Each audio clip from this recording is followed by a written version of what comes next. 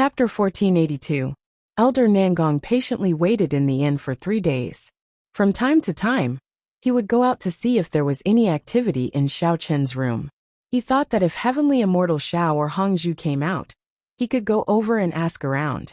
He did not expect that after 3 whole days, Heavenly Immortal Xiao and Hongzhu actually did not come out even once. Elder Nangong almost suspected that the two of them had directly escaped through the window. With great difficulty, it was finally the 3rd day. Elder Nangong naturally woke up early in the morning. After stuffing some breakfast into his mouth, he immediately ran over to look for Xiao Chun to treat his injuries. Hearing Nangong's knock, Hongzhu's smile immediately froze on her face. She suspected that Gong Xiaoxi and Elder Nangong were doing this on purpose. They always chose the most appropriate time to look for Xiao Chun. They were clearly deliberately trying to anger her. Xiao Chun did not know whether to laugh or cry as he looked at Hongzhu's angry and hateful little face. He lightly patted her head, shook his head, and got up to put on his clothes. "Xiao, Heavenly Immortal Xiao?" Elder Nangong called out tentatively. His heart began to beat like a drum. Could it be that the two of them had really escaped like I thought? I'm up. Aren't you annoying? Why are you knocking on my door so early in the morning?" Hongzhu impatiently jumped up from the bed and yelled at the door. Elder Nangong trembled from the yell. However, when he knew that Xiao Chun and Hongzhu had not left, he finally felt as if a huge stone had been lifted from his heart. Hongzhu finished putting on her clothes. When she saw that Xiao Chun was still cleaning up the medicinal dregs, she angrily went to open the door. Then, she fiercely glared at Elder Nangong outside and angrily said, "Didn't I tell you to wait for my notice? You don't know the rules at all. How preposterous, humph." I'm sorry, Miss Hong. I was indeed a little rash." Elder Nangong could not raise his head after being scolded by Hongzhu. He felt a little guilty and secretly blamed himself for being too impulsive and directly knocking on the door so early in the morning. He had offended Heavenly Immortal Xiao's Dao companion. If he did not handle it well, Heavenly Immortal Xiao might not treat his injuries anymore. "All right, what are you still standing there foolishly for? Come in and get the medicine." Xiao Chun finished packing the medicinal dregs into a small bag. When he raised his head and saw that Elder Nangong was still standing at the entrance, he spoke with a mixture of anger and amusement. Okay. Elder Nangong came back to his senses, hastily responded, and quickly walked into the room. In his haste, he nearly tripped over the doorsill, causing Hongzhu to roll his eyes at him. Xiao Chun put the bag of herbal dregs on the table. Then he found some natural treasures from the inner Wulin and put them in the bag as well. Then he put the bag in front of Elder Nangong and said lightly, "This is it. Take it back." According to the normal method of decocting the medicine, he should be able to recover after drinking it 3 to 4 times. Elder Nangong hesitated for a moment and did not immediately go to get the medicine. Instead, he carefully asked that, "Exalted Immortal Xiao, may I ask, why? Does it seem like there are some medicinal dregs in here?" "Oh, this is where you don't understand. In my prescription, there are some medicinal ingredients that need to be decocted first before they can be used. There are also some ingredients that must be fresh." Xiao Chen's expression did not change as he fabricated a story. "If you don't believe me, you can go and ask Gong Ruidong. When I treated him, did I also use the same medicinal dregs? If it was normal, then why would it be unique?" No need. Of course I believe in Exalted Immortal Xiao's divine healing skills." Elder Nangong hurriedly waved his hand and flattered with a flattering smile. "It's good that you believe me." Xiao Chun glanced at him and asked indifferently, "Do you have any other questions?" "No, there's nothing else. Thank you, Exalted Immortal Xiao, for the medicine." Elder Nangong hurriedly picked up the medicinal ingredients on the table and happily stuffed them into his clothes, as if he had found a treasure. Although he had never heard of the saying that medicinal ingredients needed to be decocted first before they would be effective, since Exalted Immortal Xiao had said so, he could only choose to believe him. Anyway, the result would not be any worse. At most, he could only make a desperate attempt. After keeping the medicinal ingredients, Elder Nangong only wanted to go back and drink the medicine to heal his injuries. he respectfully said to Xiao Chun. Exalted Immortal Xiao, if there's nothing else, then I'll first.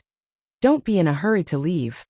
Xiao Chun interrupted Elder Nangong's words and found a seat to sit down. He said slowly, I still have something to ask you. Elder Nangong was stunned for a moment. He did not know what Xiao Chun was going to do, but he did not dare to turn around and leave. He could only obediently stand where he was and wait for Exalted Immortal Zhao's instructions. Xiao Chun was in no hurry. He first picked up the cup of tea that Hongzhu had just poured for him and drank it in one gulp.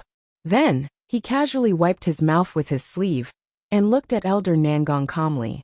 He said, Previously at the Burning Sky faction, when I asked you about the situation with the bandits, you seem to have hidden some things? Elder Nangong's expression changed slightly. He thought that Xiao Chun did not notice this matter. He did not expect that it had already fallen into his eyes. He could not help but twitch the corner of his mouth in embarrassment. When we were at the bandit headquarters, I did not wait for you to be honest. Xiao Chun did not look at Elder Nangong. He looked at the empty teacup in his hand and said in a seemingly casual manner, Now that I have already given you the panacea to heal your injuries, shouldn't you explain the situation to me? Of course, of course. Elder Nangong smiled embarrassedly and scratched his head. He said, Actually, it is not a big deal. There was a time when I went out to help the Profound Cloud sect with a mission. In a moment of carelessness, I fell into the enemy's trap and was attacked by several people at the same time. As a result, I was seriously injured. I did not want to tell you at the time because I was worried that I would lose face if I told you about it, so. And then? Xiao Chun could not be bothered to listen to Elder Nangong's explanation. He only wanted to know the relationship between him and the bandits. Later on, my luck was not bad. After much difficulty, I found an opportunity to escape from their encirclement. Elder Nangong explained in full detail. However, I was already seriously injured at the time, and my life was in danger. In the darkness, I entered an unfamiliar place. Fortunately, the owner of that place was an expert. Not only did he not blame me for trespassing, he even kindly saved my life. It seems that you are not fated to die. The expert who saved you is the young master of the bandits, right? Xiao Chun raised his eyebrows and asked. However, as soon as he asked, he remembered that the person who owed him a favor was called the Big Boss. It should be the father of the young master. No, he is the big boss of the bandits. Elder Nangong shook his head and added, At that time, he gave me a kind of medicine, but I didn't expect it to have such an immediate effect. My injuries healed just like that, and I even successfully broke through to the profound ascension stage. Chapter 1483. Oh, there's actually such a good thing. You were already on the verge of death. What medicine was so miraculous that it could actually save your life? Could it be that it was the same medicine I gave you? Hearing this, Xiao Chun's interest was piqued, and he couldn't help but ask curiously. Xiao Chun actually didn't suspect that Elder Nangong was lying. There were definitely many strange people hidden in the cultivation world. Wasn't the Elder Heaven Ancestor one of them? Among them, there was someone who could bring someone back from the dead with a life-saving medicine that could regenerate the flesh and bones of the dead. It's not this kind. At that time, he gave me a white transparent medicine. Elder Nangong recalled for a while, and his eyes suddenly lit up. He stretched out his finger and gestured in the air. That's right. He used a tube that was about this long. That strange tube was filled with a transparent potion, and then it was connected to a hollow needle that could inject the potion into my body. After I used the potion, it didn't take long for me to recover. Tube, hollow needle? Xiao Chun was very astonished as he repeated, according to Elder Nangong's description, using a needle and a tube to inject medicine into the body. Wasn't that the same as injections in the secular world's hospitals? He was very familiar with this thing, but it shouldn't appear in the cultivation world. How could there be people doing this kind of thing in such an ancient place? This was too strange. With a head full of question marks, Xiao Chun couldn't help but sink into deep thought.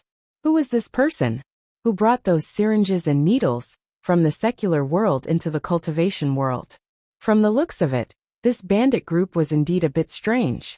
If it was just an insignificant bandit group, it shouldn't be related to the secular world at all. That great master actually had such a deep understanding of the secular world. He was even familiar with how to use it. There must be a problem here. Xiaochen thought about it again. Apart from this bandit group, that de immortal cultivation chamber of commerce also faintly revealed the shadow of the secular world. There were contracts all over the place. Could it be that there was another passage in the cultivation world that led directly to the secular world? Otherwise, why would there be so many inexplicable connections? Yes, a relatively small and hard tube, about this long, and the needle. Elder Nangong wanted to describe a few more words, but he was interrupted by Xiaochen. I understand. Xiaochen waved his hand and thought for a while. Then he asked cautiously, then this expert, who is also the great master, was originally so kind that he offered to treat you? No, that's not it. Elder Nangong shook his head with a bitter smile and explained. At that time, he said that he wanted to treat me, but the price was to use me as an experiment. After injecting the medicine into me through that tube, he needed to observe the situation. So, the drug he used is actually a new one that hasn't been tested. A thought suddenly flashed through Xiaochen's mind like a spark. He thought of something, but when he wanted to recall it again, the light had already disappeared without a trace. It should be. Elder Nangong nodded and said, the great master told me that if I recovered safely after using the medicine, I could leave on my own. If I didn't recover completely, I had to stay with him and continue the treatment until I was cured. Xiaochen didn't say anything. He added in his heart, it could also be until I die. This time, Elder Nangong seemed to understand what Xiaochen was thinking. He sighed and said, at that time, I also suspected that it might be a trap. But since I was about to die, I might as well risk my life to accompany him in this experiment. Anyway, even if I didn't agree, the result would still be death. So after using that medicine you recovered directly? You didn't stay any longer? Xiaochen stared at Elder Nangong and asked. Yes, not only did I recover from my injuries, but I also increased my cultivation level. Elder Nangong nodded and said frankly. Just as he said, the great master didn't ask me to stay any longer, so I left just like that. However, I also owed him a favor. At that time, I promised him that if he needed my help, he could contact me at any time. That's why I met you, exalted immortal Xiao. Naturally, Xiaochen knew what happened after that. He thought for a while and asked again. Oh, the great master and the young master, what did they look like? Do you know their names? Exalted immortal Xiao, this is too difficult for me. Elder Nangong's face fell and he said helplessly, I was seriously injured at that time, so my consciousness was completely muddled. I didn't even see the great master's face clearly. As for the young master, although I saw him once, his face seemed to be injured. Other than his eyes, his entire face was covered with gauze, so I didn't know what he looked like. As for their names, I didn't ask. What Elder Nangong said was the truth. Back then he was surrounded and attacked. Although he escaped, his life was in danger, and he was unconscious most of the time. After he was saved, Elder Nangong was taken care of by the great master's subordinates. After he recovered, he left on his own. His conversations with the great master were also passed on through his subordinates. He didn't have a deep relationship with the great master. Forget it. You don't seem to know anything. Even if you remember, you probably won't be able to explain. Xiaochen waved his hand and didn't want to continue asking about this. He thought for a while and asked in his sea of consciousness, by the way, Elder Heaven Ancestor, where is the specific location of the mystic realm you mentioned? Nangong is also here, so I can ask him about the route. That's hard to say. It's been a few thousand years since then. The names of the places are different from before, so it's even more difficult to find the way. Elder Heaven Ancestors answered disappointed Xiaochen, but he didn't give up. He continued to ask, what was the name of the place? Maybe I can ask Nangong and he'll know. Oh, that place is called Blue Sky Valley. Elder Heaven Ancestors' tone was very solemn. The entire valley is filled with poisonous fog. There are many rare spiritual beasts living there. Those spiritual beasts are extremely intelligent and don't fear the poisonous fog at all. Some even use the poisonous fog to cultivate themselves and are very powerful. Xiao Chun nodded slightly and looked up at Elder Nangong, who was standing there with a smile on his face. He pretended to say casually, "By the way, you should have heard of Blue Sky Valley, right? I plan to go to that place to take a look in a few days. Do you know how to get there from Yaoxian County?" Blue Sky Valley? Elder Nangong frowned and repeated. He looked a little confused. Chapter 1484. Elder Nangong frowned and thought for a long time. He shook his head and said, "I'm sorry, Immortal Shao. I don't think I've heard of this place. However, there is a place called the Jade Green Demonic Valley. Is it the place you're looking for?" "Where is this Jade Green Demonic Valley?" Xiao Chun raised his eyebrows and asked calmly. I'm not too sure about the exact location. I only know that it should be to the east of Yaoxian County." Elder Nangong scratched his head and added, "I heard that it is shrouded in poisonous gas all year round. It is unpredictable and very dangerous. If you go there, you must be careful." The Jade Green Demonic Valley had a rather terrifying reputation in the world of cultivation. When Elder Nangong heard Xiao Chun's question, he couldn't help but feel puzzled. He didn't know what Xiao Chun's purpose was. However, he didn't dare to ask too much, and could only remind Xiao Chun indirectly. "Yes, I will." Xiao Chun nodded indifferently. He thought that the names of the Jade Green Demonic Valley and the Jade Green Demonic Valley were somewhat similar. They were probably the same place. It was just that the names had changed over time. When he was about to send the guest off, Xiao Chun suddenly thought of something. He opened his mouth and told Elder Nangong, "Oh yes, I have my own things to do recently. I may not go to Lucian County in a short period of time. When your injuries have healed, take some time to help me take care of the Burning Sky faction. When I'm done with everything, you'll naturally get your share of the benefits." "Look at what you're saying. What benefits? You're treating me like an outsider. It's my greatest honor to be able to help you." Elder Nangong immediately patted his chest and agreed without hesitation. "That's enough for you to say." Xiao Chun smiled and waved his hand. "I have nothing else to ask. You may leave." When Elder Nangong heard what Xiao Chun said, he first heaved a sigh of relief and took a step back. Suddenly, a look of hesitation appeared on his face, and he hesitated to leave the room. "Why? Did you think of something else to tell me?" Xiao Chun looked at Nangong's expression and raised his eyebrows. Hong Zhu, who had been sitting to the side, basking in the sun and enjoying the scenery, thought that Nangong was really going to leave. In the end, he couldn't help glaring at him again, thinking that this guy really doesn't know what's good for him. He doesn't care about the feelings of others at all. Elder Nangong naturally did not know what Hong Zhu was thinking. He bowed slightly and asked tentatively at Xiao Chun, "Supreme Immortal Shao, are you really going to the Jade Green Demon Valley?"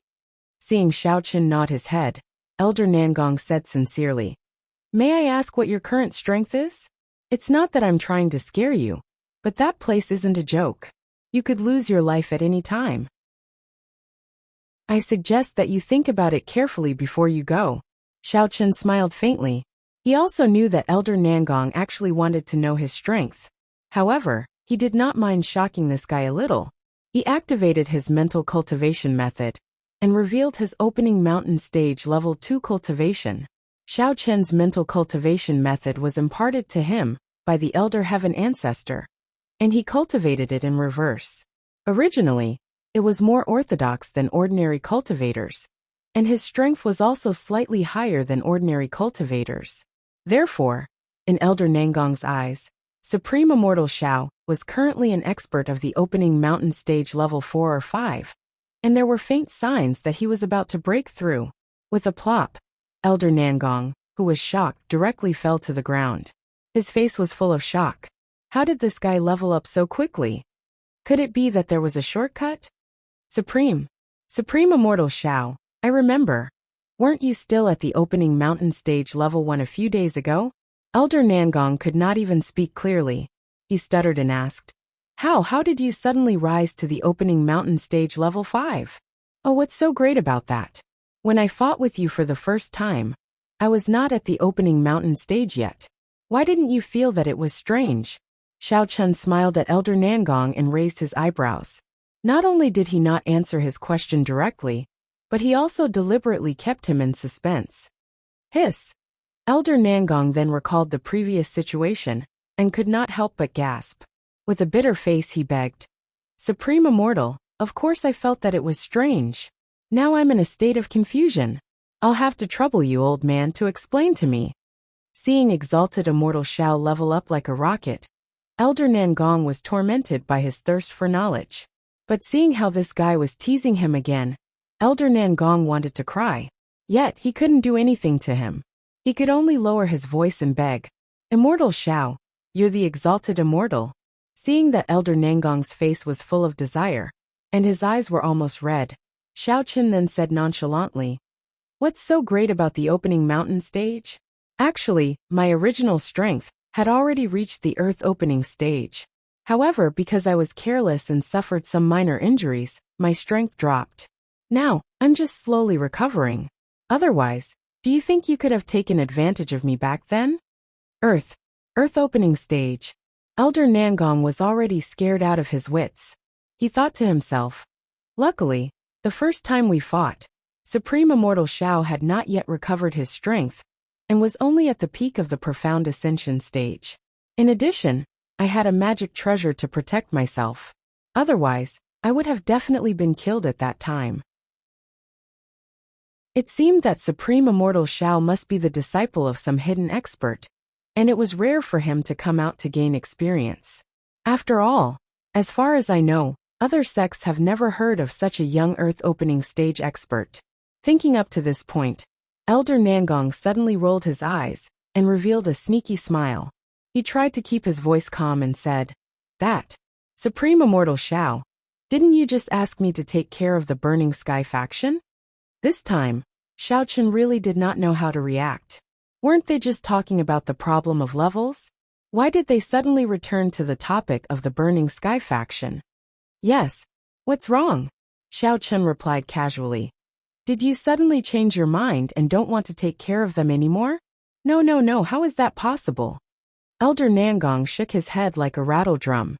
Then, he used a voice that he thought was the most sincere to explain. Taking care of the Burning Sky faction is definitely not a problem. It's just that I suddenly thought of a situation. Since I want to take care of them, I must definitely have a good reason to do so. Otherwise, if I go there rashly, others will think that I am going to monitor them. At this time, Xiao Chun had already guessed Elder Nangong's intention. He simply did not reply, and only looked at him with a smile that was not a smile. Seeing the expression of Supreme Immortal Xiao, Elder Nangong could only chuckle and said shamelessly, So, I want to ask Supreme Immortal if you are still accepting disciples? This way, as a junior brother, I can go to the Burning Sky faction and explain to the 2 disciples that you have accepted there. Don't you think so? Back then, Elder Nangong was still a little puzzled. Why would Gong Xiaoxi and Gong Ruidong, who were from the Burning Sky faction, be willing to accept an outsider like Xiao Chun as their master? Now he understood everything. Chapter 1485. Elder Nangong understood that Exalted Immortal Xiao must have an incomparably powerful backer. Otherwise, who would be willing to become a disciple of a yellow-haired brat? Uft! Hong Zhu had just drunk a mouthful of water, but upon hearing Elder Nangong's words, he spat it all out. He couldn't help but look at Elder Nangong with a strange expression. He couldn't figure out how this old man could have the face to say such shameless words. Cough, alright then. Xiao Chun had already guessed Elder Nangong's intentions, so he wasn't too surprised. Clearing his throat, he said, This Exalted Immortal will temporarily accept you as an in-name disciple. Ah, in-name disciple? Elder Nangong was about to rejoice when he heard the first half of Xiao Chun's sentence, but when he heard that Xiao Chun would only accept him as an in-name disciple, his excitement was immediately extinguished. One had to know that in-name disciple was just a title. It wasn't a true disciple of the sect. Instead, one could be kicked out of the sect at any time. And from now on, it will depend on your performance. If you can satisfy me, I will turn you into an official disciple. At that time, I might even be able to guide you on the path of cultivation. Xiaochen nodded very naturally. In any case, he had already accepted 2 disciples, so it didn't matter if he accepted one more. Moreover, Elder Nangong had the backing of the Profound Cloud sect, so it would be much more convenient to do things. As for accepting Elder Nangong as an in-name disciple, it was because Xiaochen was afraid that if he directly accepted him as a disciple, Elder Nangong wouldn't be attentive enough when taking care of the Burning Sky sect. If he left a thought for him, perhaps it would have a miraculous effect. Ha ha ha ha ha. Thank you, exalted immortal Xiao. No, thank you, master, for your kindness. Hearing Xiaochen's promise, Elder Nangong's mood immediately brightened up. Beaming with joy, he patted his chest and said, "Don't worry, from today onwards, Burning Sky sect will be left to me. As long as I am alive, I will not allow anyone to touch even a single hair of their sect." Hongzhu didn't know whether to laugh or cry as he rolled his eyes at Elder Nangong. This guy was really crazy with joy. Who would use a single hair to describe a sect? Wasn't he afraid of making others laugh their heads off? Elder Nangong did not notice at all. He solemnly bowed to Xiaochen to acknowledge him as his master. Then he said respectfully, "Then I'll take my leave first. I'll go back and brew the medicine. I won't disturb your rest." After receiving Xiaochen's acknowledgement, Elder Nangong went back to his room happily. His master was really too powerful. Not only could he heal old wounds, he could even completely heal broken meridians, but his own strength was also frighteningly high. This time, master was had Nanyang had thought of. As he thought about it, Elder Nangong's thoughts floated even more. He thought that if he could get to know that hidden master through his master, as long as there was a little bit of connection, the status of the Profound Cloud sect would definitely rise. It wouldn't be long before they could suppress the Huanshan Pavilion and become the #1 sect in the cultivation world. Elder Nangong seemed to be able to see the blueprint of the future. He was laughing so hard in his room that his eyebrows could barely be seen. As he prepared the medicine, he hummed a little tune as happy as a child. Xiaochen didn't think as much as Elder Nangong. After sending off Elder Nangong, he and Hongzhu began to pack up their belongings, preparing to leave Yaoxian province and head east. They planned to inquire about the location of the dark green demonic valley as they traveled. Although the Elder Heaven ancestor hadn't said what treasures he had hidden in there, Xiaochen still wanted to obtain those things as soon as possible under the great temptation of treasures. That way, he would be able to increase his own strength. Fortunately, he would have a stronger support in the process of searching for people. After 2 days of recuperation, Elder Nangong was surprised to find that he had completely recovered. Not only did all the meridians in his body that had been broken by Xiaochen completely recover, even the small injuries and pains that he had suffered when he was cultivating in the past were completely healed. His strength had also returned to its previous level. Although he was happy, Elder Nangong still had some doubts. According to his disciples' feedback, Gong Ruidong seemed to have spent half a month from the beginning of his treatment to the point where he could walk. Why did it only take him 2 days? After thinking about it, Elder Nangong could only think that it was because his injuries were new and not old wounds like Gong Ruidong's. Therefore, his recovery would be faster. No matter what, he had already fully recovered. Feeling the abundant vitality in his body, Elder Nangong was filled with even more admiration towards exalted immortal Xiao. There was no longer a trace of doubt, and he was dead set on becoming exalted immortal Xiao's disciple.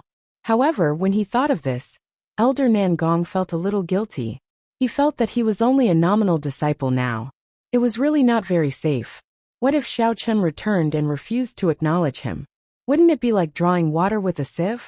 After pondering for a long time, Elder Nangong decided to go to Burning Sky faction personally and think of a way to build a good relationship with big senior brother Gong Xiaoxi and second senior brother Gong Ruidong. In this way, when Xiaochen returned, he could ask his 2 senior brothers to put in a few good words for him. Maybe Xiaochen would agree to let him become an official disciple. After making up his mind, Elder Nangong could no longer sit still.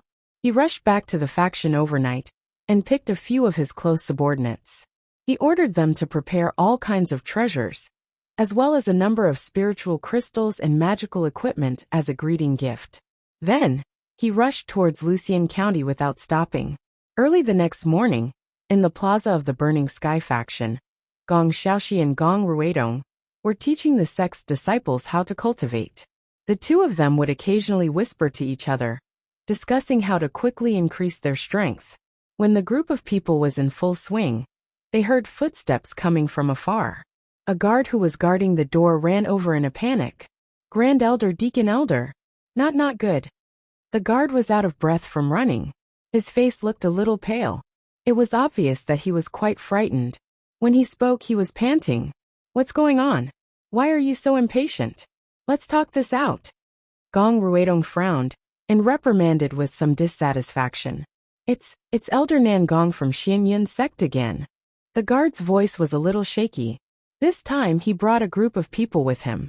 He specially asked for the two of you. He said that he has something important to discuss with you. Nangong? Why is he here again?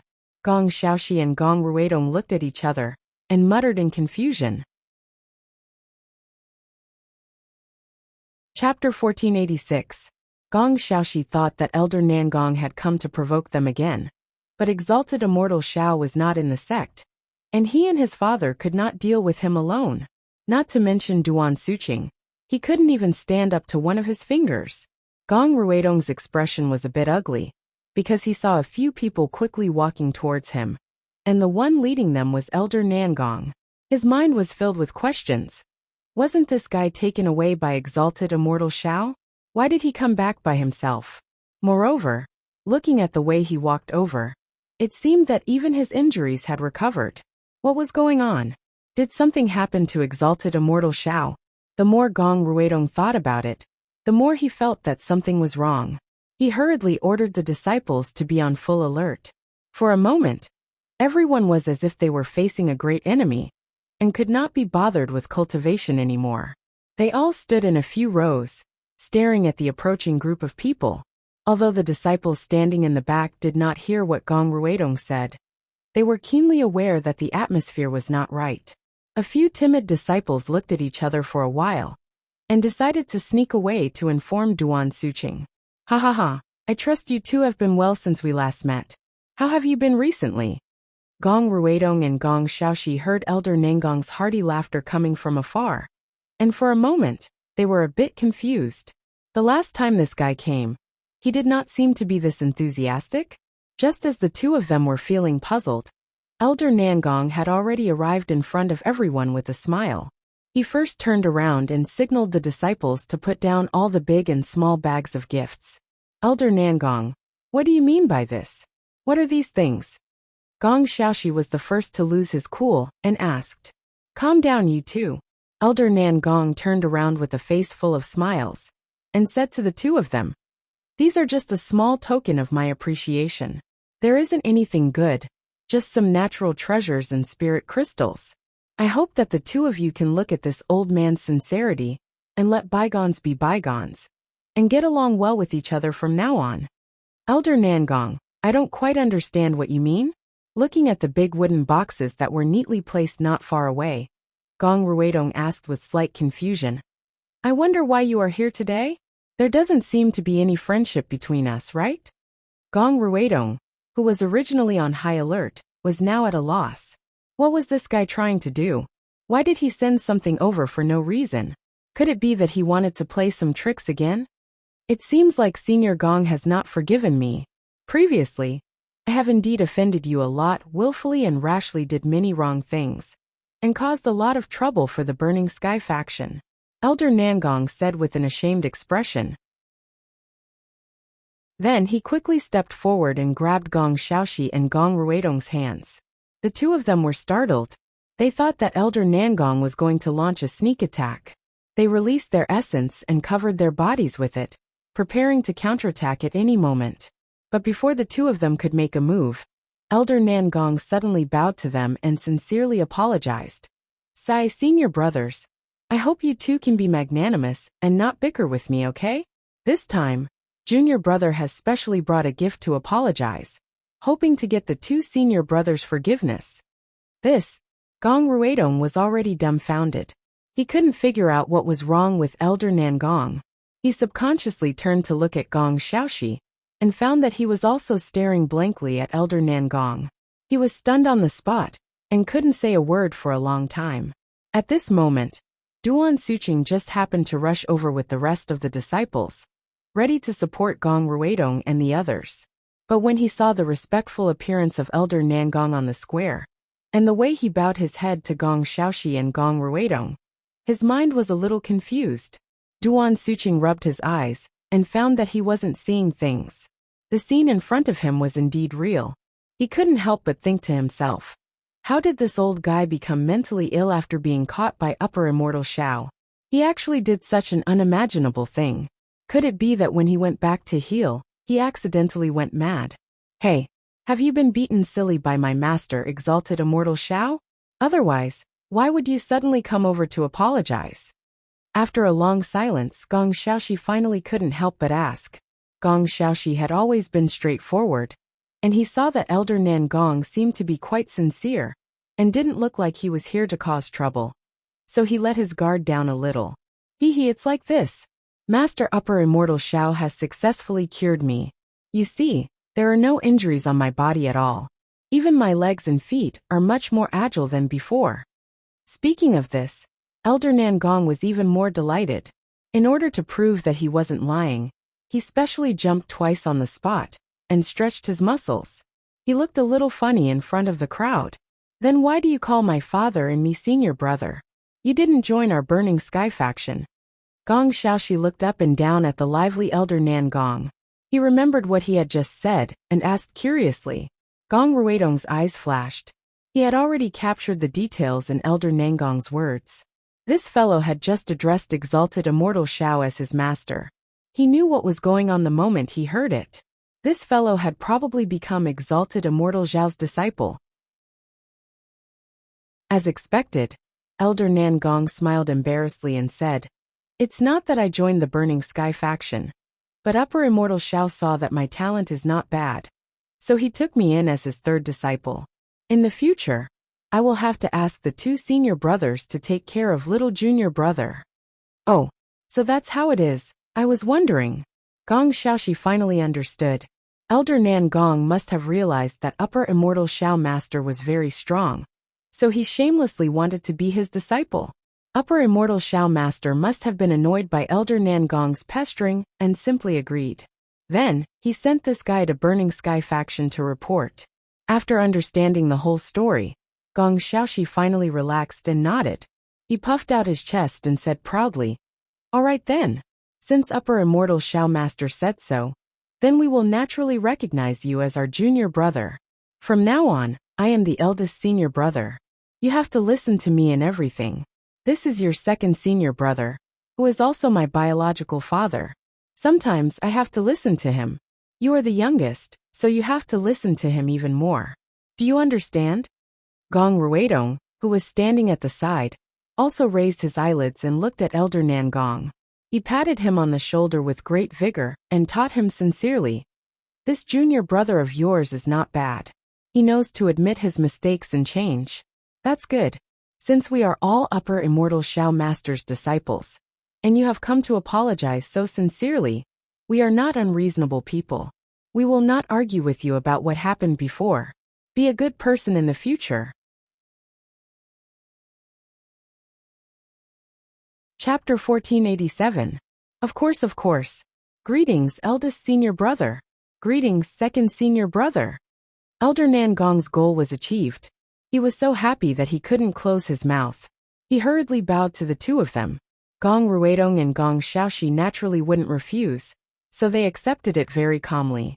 In their eyes, Elder Nangong was no longer a scourge that came to find trouble, but the youngest and lightest junior brother in their eyes. Elder Nangong was excited for a while.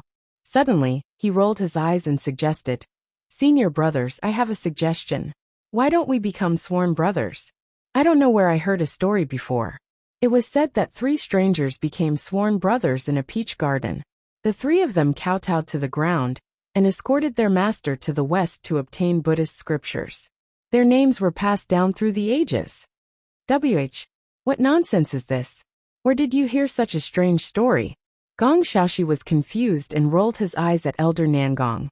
He thought that this third junior brother must have been beaten silly by exalted immortal Xiao. Otherwise, why would he say such strange things? Duan Suqing, who had been waiting at the side, was also very happy after he figured out the reason. He didn't have any objection to being called senior brother or junior brother. Everyone knew that Elder Nangong was from the Profound Cloud sect. Now that he and Gong Ruidong had a master relationship, it meant that the Profound Cloud sect would support the Burning Sky faction.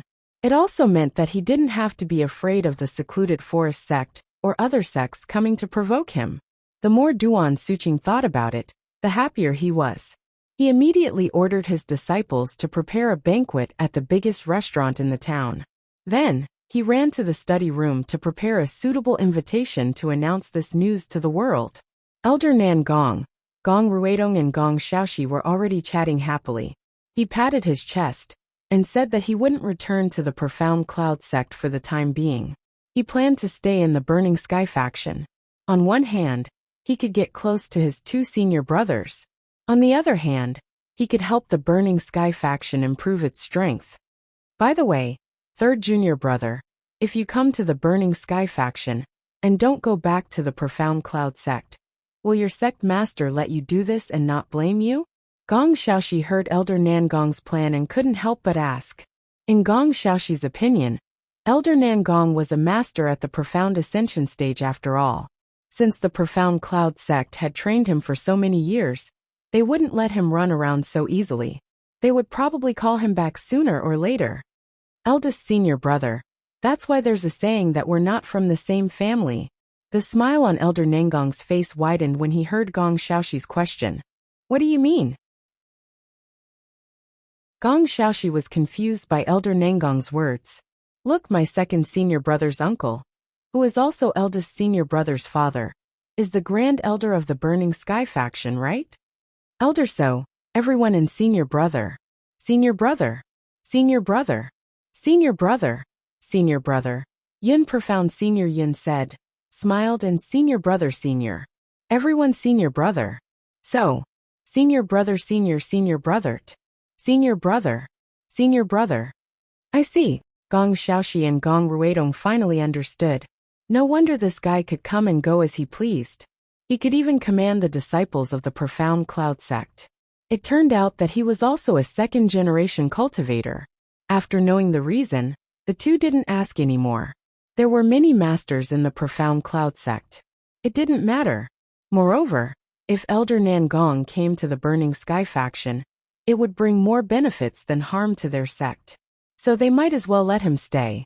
While the three of them were chatting enthusiastically, a disciple came to inform everyone that the banquet in the town's restaurant was ready.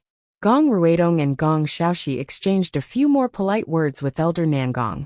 Seeing Duan Suqing walking over with a smile on his face, they left the Burning Sky faction under the lead of the sect master and headed towards the restaurant. Elder Nangong wanted to stay in the Burning Sky faction, so he naturally had his own plans. He planned to work hard and do something useful. After all, before Upper Deity Xiao left, he had only instructed him to do this one thing.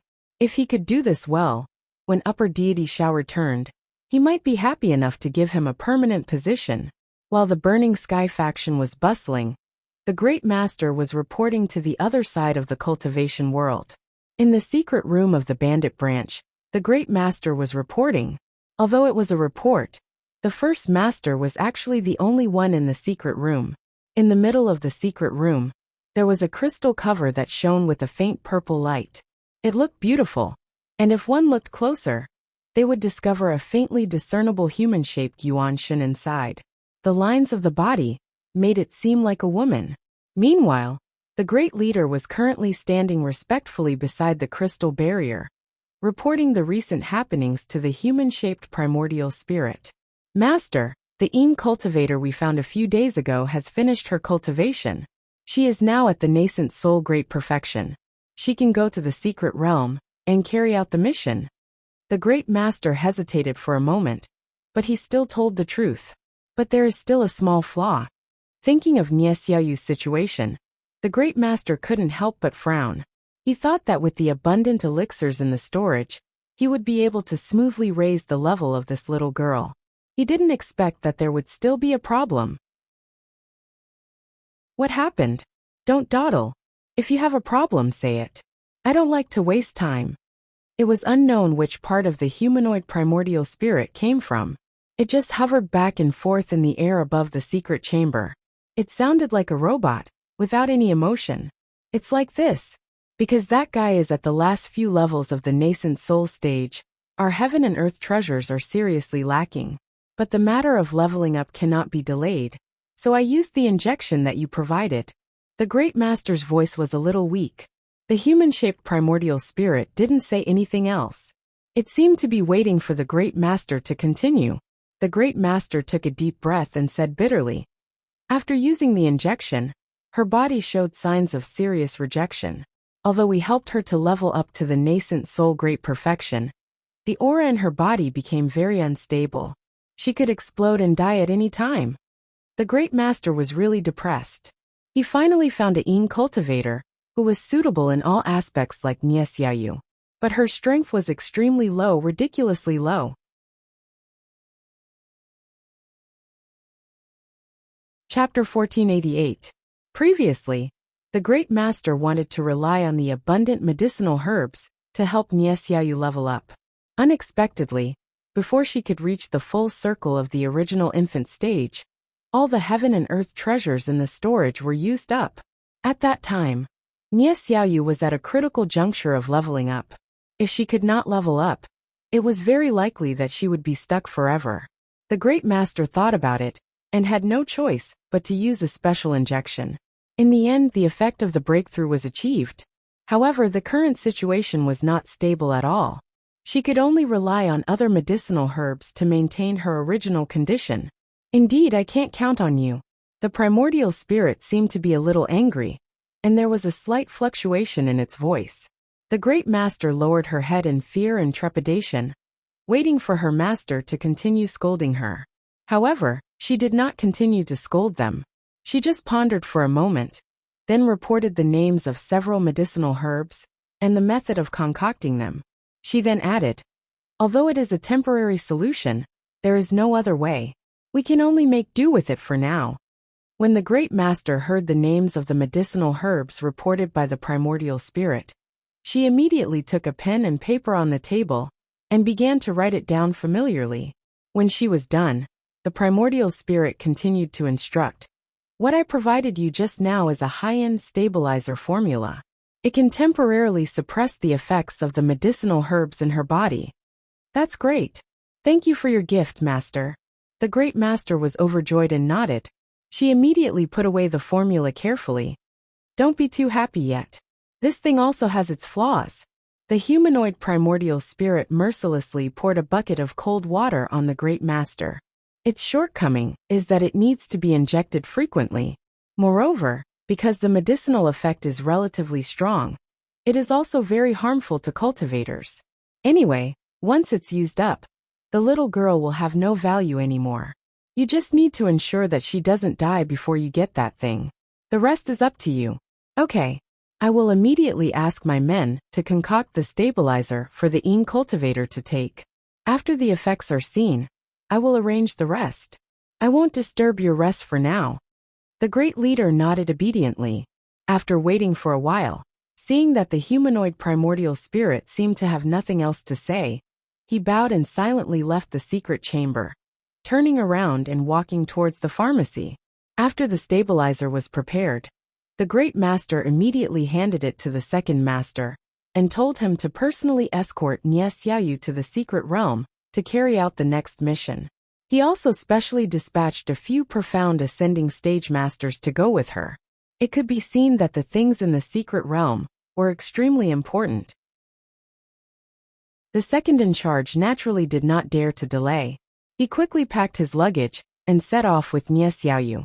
Fortunately, their branch wasn't too far away from the mystic realm. After a day and a night of sleepless trekking, Second Elder and the others finally arrived outside the mystic realm. The second in charge didn't have time to rest, because he didn't know how long Niesyayu would be gone for. He first ordered the profound ascending stage masters to build a simple camp so that they could wait outside. Then he took out a stabilizer and injected it into Nie Xiaoyu's arm. After the injection, the second in charge took out a small monitoring device from somewhere and handed it to Nie Xiaoyu. Then he solemnly instructed, "Tie this monitoring device to your body, and then we'll open the magic formation to let you in. Don't dawdle inside. Find the materials we need as soon as possible, and come out after you've collected them." Nie Xiaoyu was very quiet along the way. She didn't know if it was because of some mistakes in her cultivation, but her skin looked whiter than before, even faintly transparent. She obediently took the device and looked at it. She always felt that this thing seemed a little familiar. It was similar to a camera in the secular world, but it was not so big. It was relatively smaller. Seeing Nie Xiaoyu's action, the second in charge cleared his throat and said seriously, "Don't think about throwing away the device and running away. There is only one entrance and exit in this mystic realm. You can go in and complete the task with peace of mind.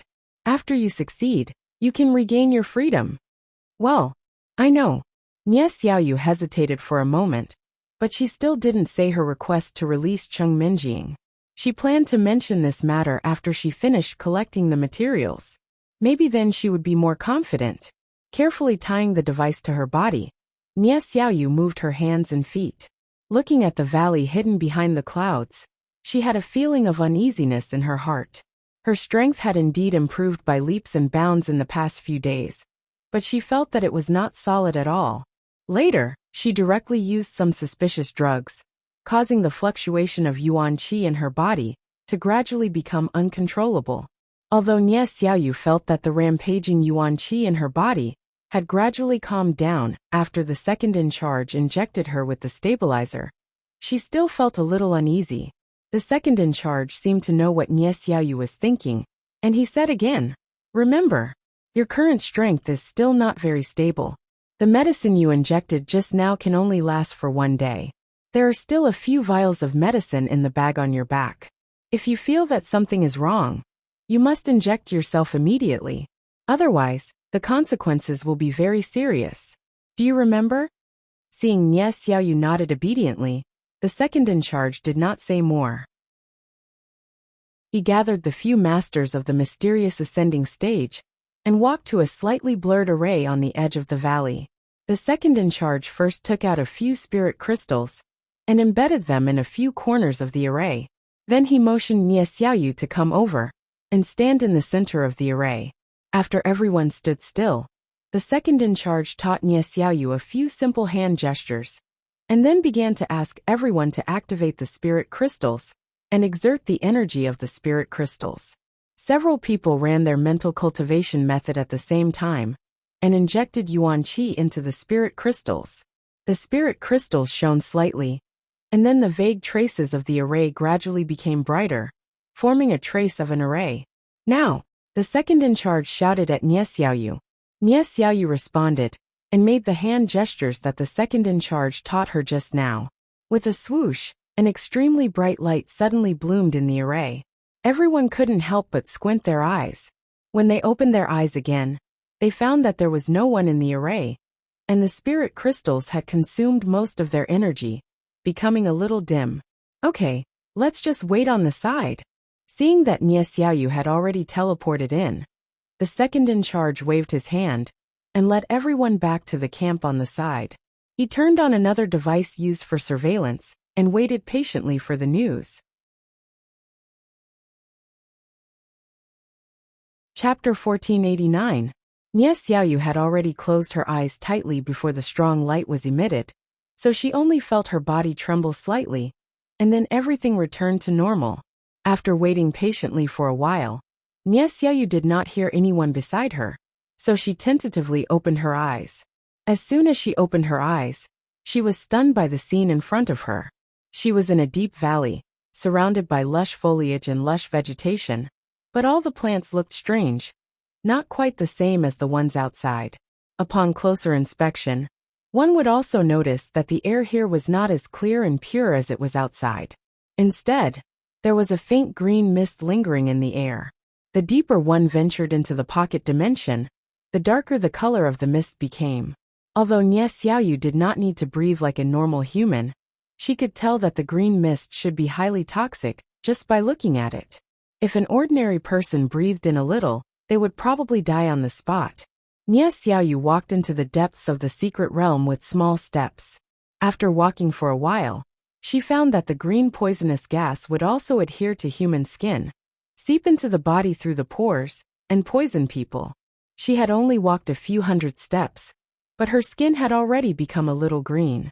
At this time, Nie Xiaoyu could only be glad that she was now a living dead person, and the poisonous gas could not have any effect on her at all.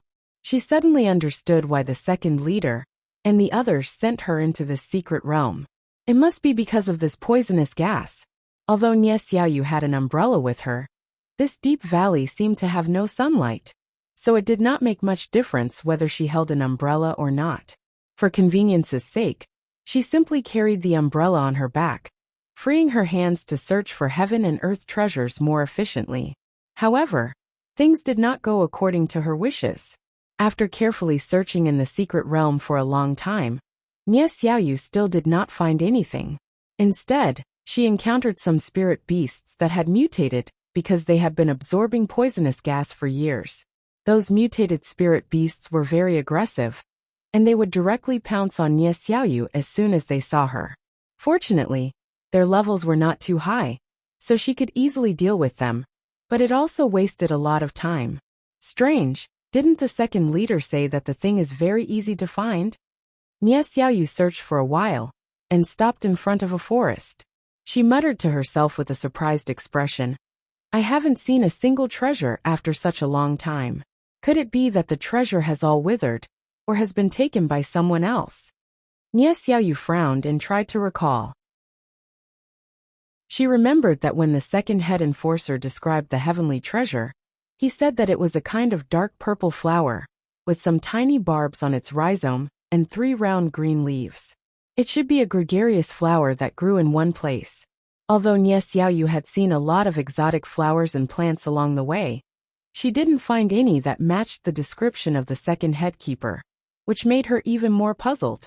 Nie Xiaoyu didn't expect to complete the task in a short time, but in theory, she should at least collect 1 or 2.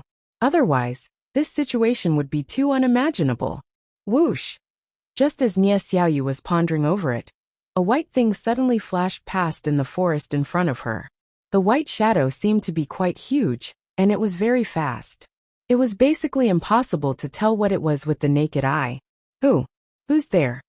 Nie Xiaoyu woke up from her thoughts and was startled. She hurriedly used her mental cultivation method and got into a stance. Her eyes swept across the forest vigilantly, ready to deal with any sudden situation. However, after waiting for a long time, there was no movement in the forest. Nie Xiaoyu pursed her lips in confusion. She felt that she might have worried too much. How could there be a living person in such a place full of poisonous gas? It was probably some mutated beasts that wanted to sneak attack her. But after seeing her strength, they retreated. Thinking of this, Nie Xiaoyu didn't pay too much attention to it. She once again embarked on the journey of looking for the heavenly treasure. However, she didn't let down her guard. She released her divine sense within a certain range and carefully explored the surroundings, in case she was caught off guard and attacked by mutated beasts. As she searched, the sky gradually darkened, and the green mist in the mystic realm became thicker. With the dim light and the green mist blocking her vision, Nie Xiaoyu could no longer see her surroundings clearly with her naked eyes. She could only rely on her divine sense to feel her way forward bit by bit. Roar! Just as Nie Xiaoyu was concentrating on her search, a wild beast's roar suddenly came from behind. Along with the loud roar, there was a series of rapid and heavy footsteps. It seemed that something was approaching Nie Xiaoyu at an extremely fast speed. Nie Xiaoyu's face tensed up.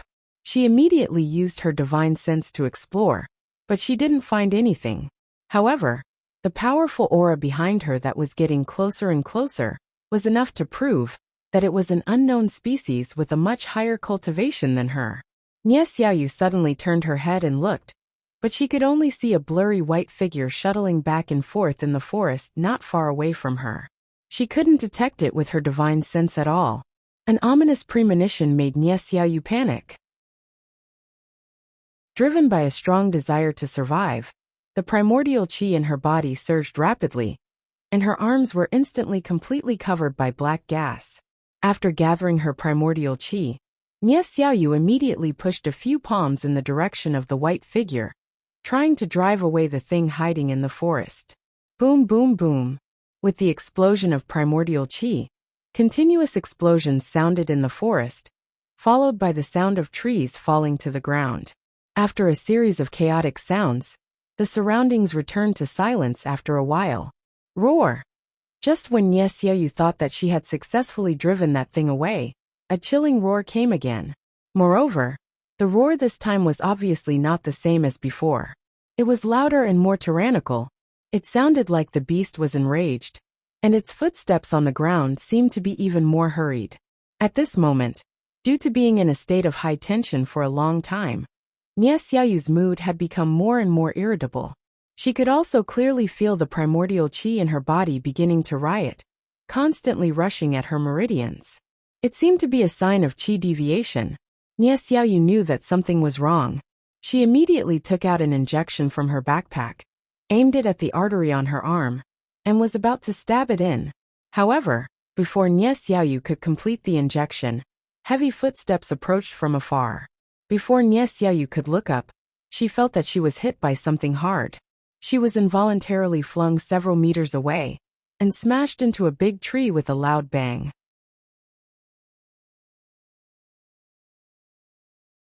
Chapter 1490. Although Nie Xiaoyu was a living dead and was not very sensitive to pain and touch, she could still feel her whole body spinning at this time. Then, she smashed hard under the tree, blacked out, and directly fell into a coma. The monitoring device tied to Nie Xiaoyu also fell off her body due to the violent shock and fell on the ground not far away. In the camp outside the secret realm, the second master was frowning, holding another monitoring device in his hand and staring at it. In the monitoring screen, Nie Xiaoyu's face was full of wounds caused by the air currents of the branches. Although there was no blood flowing out, it looked very terrible. At this time, she was paralyzed beside the big tree with her eyes closed and unconscious. Before the second master could react, there was a new movement in the screen. A white hoof slowly fell down and directly trampled Nie Xiaoyu's monitoring device into pieces. Then, the screen on the second master's side disappeared completely. Damn it! It's bullshit! What the hell is that thing?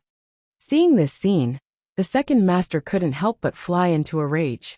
He paced around the camp like a trapped beast and cursed loudly for a few times. Then he calmed down a little. After taking a few deep breaths, the second master carefully put away the remaining monitoring device. Then he took out a sound-transmitting talisman from his arms and put it in the basin that he had prepared. He planned to report this unexpected situation to the first master. After learning the news, the first master was also very depressed. Who would have thought that Nie Xiaoyu would be so unlucky as to be killed by a wild beast? Wasn't this too unlucky? Now that Nie Xiaoyu's lead was definitely broken, the great master had no choice but to ask the second master to withdraw from the camp with his subordinates. Then, they would think of other ways to enter the secret realm to collect medicinal herbs. Outside the east gate of Yaoxian County, Xiaochen carried a small bundle on his back as he walked out of the crowd with Hongzhu in tow. He walked to a remote place where no one would pay attention to him, stepped onto his flying sword and flew east. He was prepared to ask around along the way in search of the Jade Green Devil Valley. At this time, a man and a woman entered the inn where they had just paid the bill and left. Sister Tang Tang, why don't we stay in this inn? I have a sense of déjà vu about this place. Perhaps Xiaochen Appa had stayed here before? Yu Xiaochuan looked at the environment of the inn carefully. From time to time, she stretched her nose and sniffed around. She cupped her hands and showed a satisfied expression. Don't be disgusting, okay? You called him Brother Xiao before. How did you become Xiaochen Appa after coming in? Watch less Korean TV series in the future. It's not nutritious at all, and you'll damage your brain. Tang Tang rolled her eyes and said angrily, "You're so annoying." Sister Tang, don't make fun of me. Yu Xiaochuan stamped her feet and pouted. Tang Tang shook her head helplessly. She looked around and whispered, I think the decoration of this inn is quite high-end. I guess it won't be too cheap. We don't have many spirit crystals left. You have to save money. Don't worry. I'll just go and get some more spiritual crystals after I run out. Yu Xiaochuan smiled sweetly at Tang Tang and said softly, In any case, I can't let you suffer. Otherwise, how can I face Xiaochuan Appa? Without waiting for Tang Tang to say anything, Yu Xiaochuan had already run to the manager and booked 2 rooms. Then he ordered some dishes and took Tang Tang to a table to sit down. He was going to inquire about Xiao Chen's news after eating and drinking. Yu Xiaochuan, don't blame me for not reminding you in advance. There are many masters in the world of cultivators. Don't steal things just because you're powerful. If you're found, I can't save you no matter what I do. Tang Tang sat down, but she still frowned and said worriedly. When Tang Tang and Yu Xiaochuan first came to the world of cultivators, they were as confused as others. At first, they looked for Xiao Chun and the others like headless flies. As a result, after a few days, not only did they return without success, but they were also hungry and cold. After understanding the situation here, the two could only choose to work for others first. After solving the problem of food and clothing, and earning some travel expenses, they dared to continue to look for Xiao Chun. I'm now a master at the 2nd level of the profound ascension stage. Unless I meet the bad guys from the big sects, basically no one is my opponent. In fact, there's nothing to be afraid of in the world of cultivators. Yu Xiaochuan said with a smile, then took out a mirror and cosmetics from the package, and carefully touched up his makeup. After coming to the world of cultivators, Yu Xiaochuan found that the chrysanthemum treasure book that he cultivated was very suitable for cultivation in this place. Not only could it absorb the spiritual energy of heaven and earth very quickly, but it could also absorb anything, whether it was the best treasure of heaven and earth, or the wild flowers and weeds that grew everywhere in the suburbs. Even an ordinary meal could increase a little bit of cultivation. Although he didn't understand the principle behind it, Yu Xiaochuan naturally wouldn't let go of such a great opportunity. During this time he cultivated crazily. In just a few months, he had broken through to the profound ascension stage. On the contrary, Tang Tang didn't know how to cultivate, so she was still at the venerable stage. Yu Xiaochuan once wanted to teach her the chrysanthemum treasure book, but was ruthlessly rejected by Tang Tang. She didn't want to be like a garbage can, stuffing everything she saw into her mouth. Since Yu Xiaochuan's strength grew rapidly, he began to feel that working for others not only took a long time, but also the amount of spirit crystals he earned was too little. So he simply began to steal spirit crystals for a living. Of course, he was not stupid. The spirit crystals he stole every time were only a little bit, as long as it was enough for his travel expenses and living expenses. If he could occasionally find some treasures of heaven and earth to assist in his cultivation, he would be very satisfied. Tang Tang naturally opposed Yu Xiaochuan's approach, but she had no other good way to solve the problem of food and clothing. She could only helplessly choose to turn a blind eye. Now that Yu Xiaochuan mentioned the old matter again, she couldn't help but try to persuade him again. But unfortunately, she couldn't persuade him. Whatever you want. Seeing that she couldn't persuade Yu Xiaochuan to change his mind, Tang Tang had to no longer insist, but change the topic. By the way, your strength seems to have stayed at the 2nd level of the profound ascension stage for a long time, right? Why haven't you leveled up recently? Is there something wrong with your cultivation method? I think your cultivation method is a bit strange. It's better to be careful.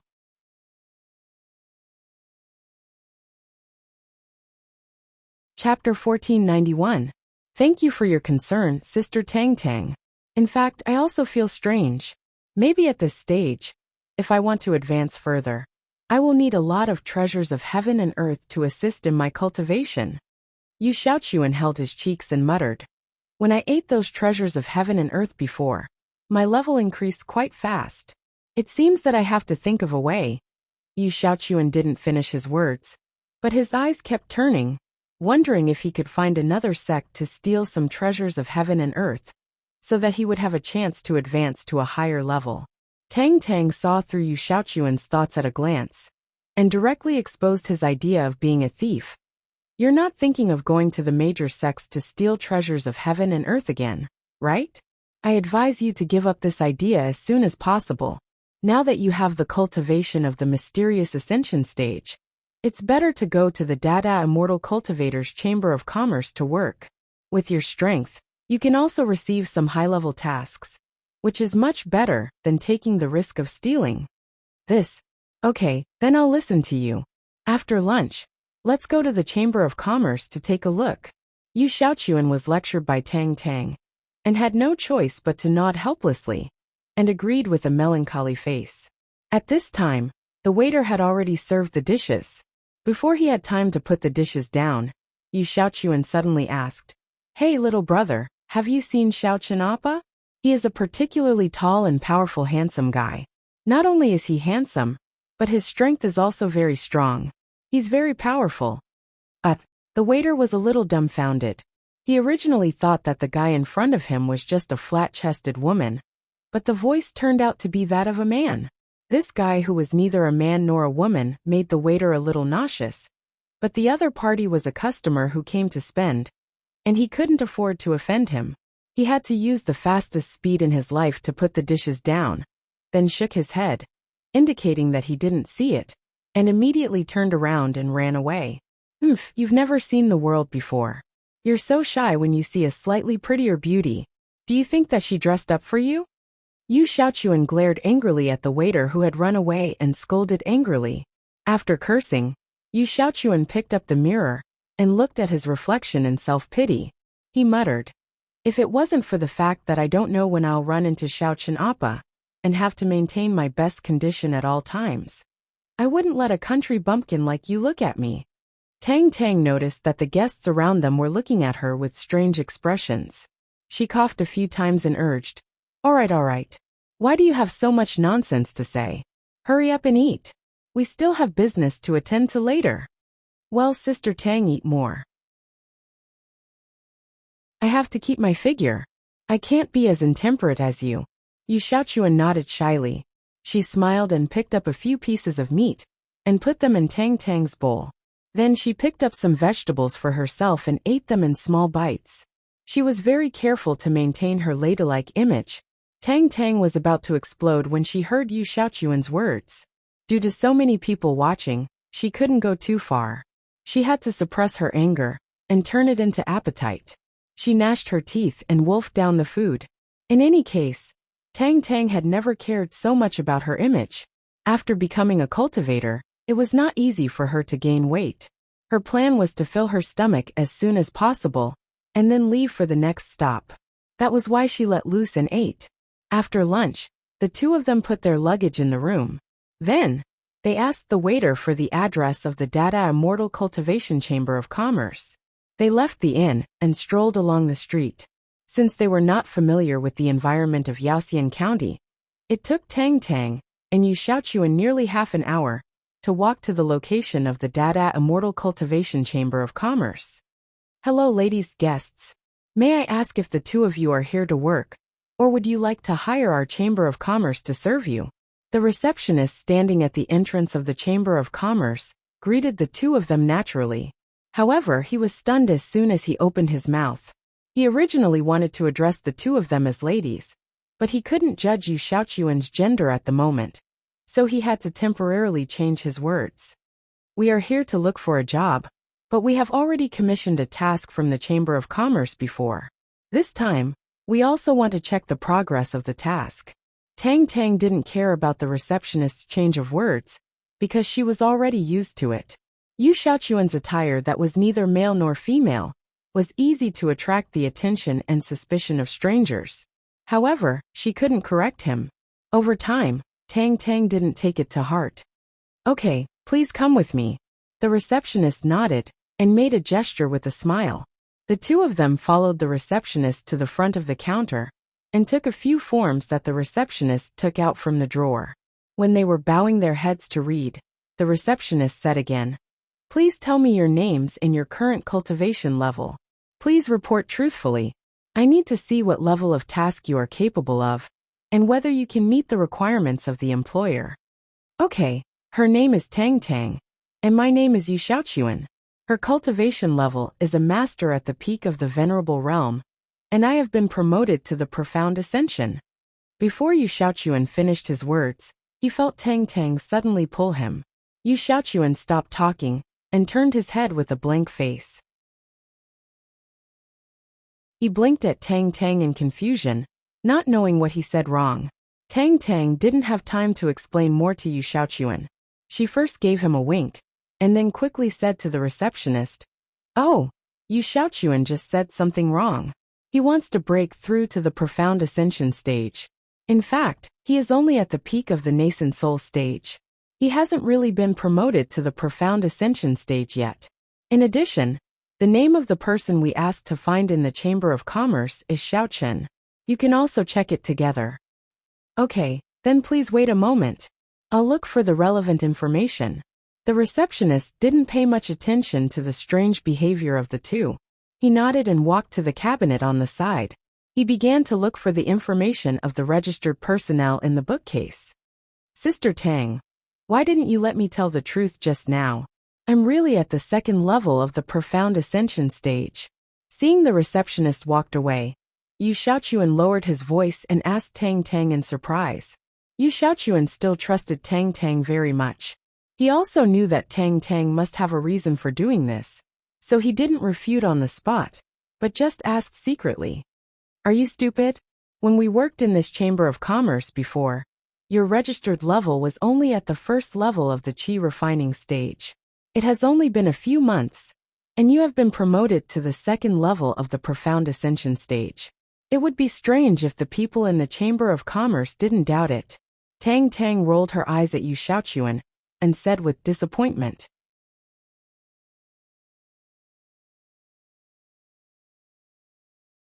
Chapter 1492. "Ah!" Yu Xiaochuan exclaimed in a low voice, and immediately covered her mouth with her hand. She asked with a surprised and aggrieved look, "No way? Just because my level is high, they want to catch me and study me like a monster? I don't know about that. Anyway, it's definitely not wrong to be cautious." Tang Tang shook her head and said helplessly, "I wanted to say a little lower, but I'm afraid that my strength is too low to do advanced tasks to earn spirit crystals. So I can only say that you are at the peak of nascent soul stage. Don't be exposed later." As soon as Tang Tang's voice fell, the receptionist came back with the information. He first looked at Yu Xiaochuan strangely, then stared at the information for a while, and then asked, "That? Yu Xiaochuan, right?" "Yes, it's me. Is there any problem, young man?" Yu Xiaochuan was a little nervous. She simply bit her lower lip and winked at the receptionist. The receptionist couldn't help but shiver. He felt a chill and quickly withdrew his attention. He cleared his throat and said, "Ahem, judging from the information, your strength has improved a little too fast, hasn't it? Are you deliberately falsifying your strength in order to get a well-paid job? High-level quests aren't something that just anyone can do." No, young man, you've misunderstood me." Yu Xiaochuan stamped her feet and immediately ran her cultivation method. She deliberately suppressed her strength to the peak of nascent soul stage, and then said in a sweet voice, "If you don't believe me, you can see it with your own eyes. I do have the strength of the peak of nascent soul stage. Well, since you do have this kind of strength, I can help you arrange a more advanced job." The receptionist shivered again and quickly agreed, lest Yu Xiaochuan continued to act like a spoiled child. "Thank you, young man. Have you found the whereabouts of Xiao Chenapa? We have registered with the Chamber of Commerce a long time ago." Yu Xiaochuan breathed a sigh of relief, and immediately remembered another very important thing. The receptionist picked up another document and said as she flipped through it, "I'm really sorry. The Chamber of Commerce has yet to find the whereabouts of the man named Xiao Chen you're looking for. Do you still want to continue searching, or are you prepared to give up?" "Of course. We must not give up." Yu Xiaochuan waved his fist with a resolute look on his face and instructed the receptionist, "You must continue to increase your search efforts until you have news of Xiao Chenapa. I don't care how many spirit crystals you have to spend." Yu Xiaochuan had already paid a sum of spirit crystals to find Xiao Chen. Naturally, He would not give up halfway. After all, working and cultivating were secondary. Finding Xiao Chun was the most important thing. All right, we will definitely satisfy the customer's request. Since you have said so, our Chamber of Commerce will continue to send experts to search for Xiao Chen's whereabouts. Once there is any news, we will inform you immediately. The receptionist nodded and carefully recorded Yu Xiaochuan's request. While the receptionist was recording, Yu Xiaochuan put his palms together and looked at the sky at a 45-degree angle. He secretly prayed, "Xiaochen Appa, please be well, healthy and safe. Wait for me to find you." At this time, the receptionist had finished recording. When she looked up and saw Yu Xiaochuan's expression, she could not help but be stunned. She simply turned her head and asked Tang Tang, "Madam Tang, is there any change in your current address?" "Yes, we are no longer staying at the previous address. We will be staying in Yaoxian Prefecture in the near future. The inn we are staying at is called." Tang Tang nodded and told the name of the inn she had just checked into in the morning. "All right, I will write it down." After the receptionist finished recording the name of the inn, she asked again, "Also, is your cultivation still at the Venerable Realm?" "Yes, I am still at the Venerable Realm. Is there any problem?" Hearing the receptionist's question, Tang Tang felt a little uneasy. "I'm really sorry, your strength is a little low." The receptionist looked at Tang Tang with a little regret and said honestly, "At present, the Chamber of Commerce does have a high-level mission with good pay, but due to the limitation of strength, only Yu Xiaochuan can do it. If you also want to participate, I'm afraid there will be danger." "What? Why is it so troublesome?" "I don't want to." Yu Xiaochuan was quite dissatisfied and pouted. He pulled Tang Tang and said, "Sister Tang Tang must go with me. I'm not at ease leaving her alone in the inn. You go and ask the person who issued the mission if he can bring her along. If he can't, I won't go either." Yu Xiaochuan felt that he was also a master of the mysterious ascending stage. At worst, he would just have to do more work. In short, he must not leave Tang Tang behind. Otherwise, if he met Xiaochen Appa, how could he explain it to him? Well, the receptionist looked a little embarrassed.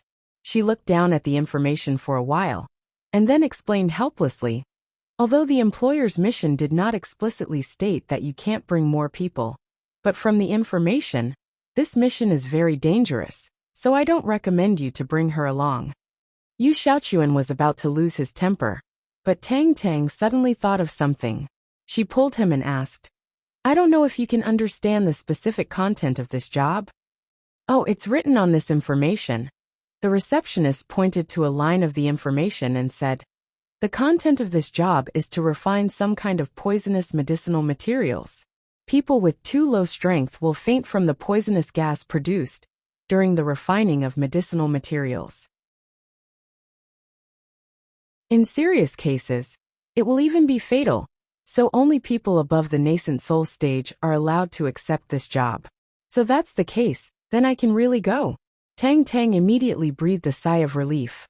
She smiled and pointed to herself and said, "I happen to be practicing a special mental cultivation method that can make myself immune to all kinds of poisons, so I am completely competent for this job. Even refining poison is not a problem." If Tang Tang was asked to do the work of fighting or killing for revenge, she really couldn't do it. If it was just refining medicine, it would be much easier. "Sorry, our Chamber of Commerce can't bear the corresponding risks." The receptionist shook her head, looked at Tang Tang again and said faintly, "Besides, whether you really have this ability, the Chamber of Commerce can't verify it. Why don't you try other jobs? Although it's a little tiring, you can also earn enough spirit crystals to support your livelihood." The receptionist boasted that he was usually knowledgeable, but he had never heard of any mental cultivation method that could make poison immune. Naturally, he didn't believe what Tang Tang said. He only thought that she was trying to participate in this job because of the generous reward of the task. That was why she lied.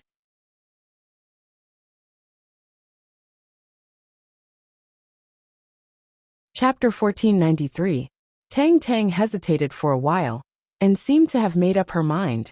Then she said, "Little brother, please listen to me first. In fact, I was born with such a physique. I had a serious illness when I was a child. Due to the urgent need of this job, Tang Tang simply described her physique problem and everything she had experienced in order to increase the credibility of her statement. After listening to Tang Tang's description, the receptionist believed that she was not lying. After a moment of silence, she said, "Well then, I'll register you first, and then send the description materials to the employer. As long as they agree, you can go for this job." Okay. Thank you very much." Tang Tang hurriedly thanked him. Yu Xiaochuan also smiled and said to the receptionist, "That's right. He has such a high strength. Even if he brings a venerable, it will be a piece of cake." The receptionist's face was almost green. He forced a smile and handed the regular information form to Tang Tang. After she finished filling it, he immediately ran away from Yu Xiaochuan's side. The next thing to do was to wait. Tang Tang and Yu Xiaochuan left the Dada Immortal Cultivator's Chamber of Commerce. It was the first time for both of them to come to Yaoxian County, so it was inevitable that they were a little curious about this place. So they wandered on the street for a long time and walked in the direction of the inn until it was dark. After passing through a small alley, the inn was not far away. The two of them walked and walked. When they were about to pass through the alley, Yu Xiaochuan suddenly stopped and blocked Tang Tang behind him. He stared ahead with vigilance, and a haze flashed in his pupils. "Yu Xiaochuan, what are you doing? Why don't you go?" Tang Tang was a little puzzled at first. When she was halfway through her words, she heard footsteps coming from afar, and three figures suddenly came out of nowhere. One of them, a one-eyed middle-aged man with an eye patch on one eye, directly stood in front of them. The other two young bandits stood on both sides of Tang Tang, blocking the escape route of the alley. "Hee little girl, you look pretty good. I like you. How about going back with us to have some fun? We can guarantee that we can make you want to die, and you won't be able to stop." The one-eyed middle-aged man glanced at Tang Tang's breasts with his only eye. He licked his lips in an incomparably wretched manner, and said with a croaky voice with an evil smile on his face, "Boss, it's been a long time since we've met such a high-quality person. Looks like we can have some fun tonight." The tall bandit standing on Tang Tang's right kept rubbing his palms, looking a little impatient. "What nonsense are you talking about? How could one night be enough to play with such a rare treasure? You have to work for at least a month." The short bandit gulped and stared at Tang Tang's exquisite figure with his triangular eyes. From time to time, a lustful light flashed in his eyes. "Humph! If you don't want to die, get the hell out of here. Whoever dares to touch my little sister Tang Tang, I'll make him die without a whole corpse." Yu Xiaochuan had felt a sense of danger approaching before, so he suddenly stopped. At this time, he finally understood that these bandits were coveting Tang Tang's beauty, so they followed them and wanted to take her away and rape her. But Yu Xiaochuan faintly felt a little strange. This was Yaoxian County. How could there be bandits? Ha, you're a hermaphrodite. Don't you know how to look in the mirror before going out? How dare you teach us a lesson?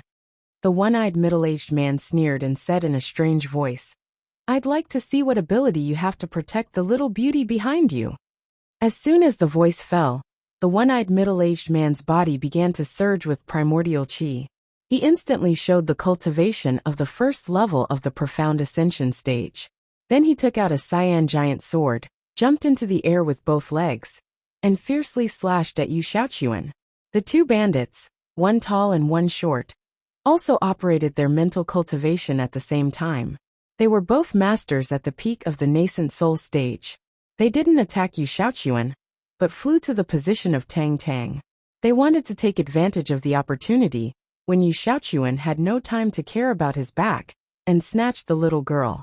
"You're just at the first level of the profound ascension stage.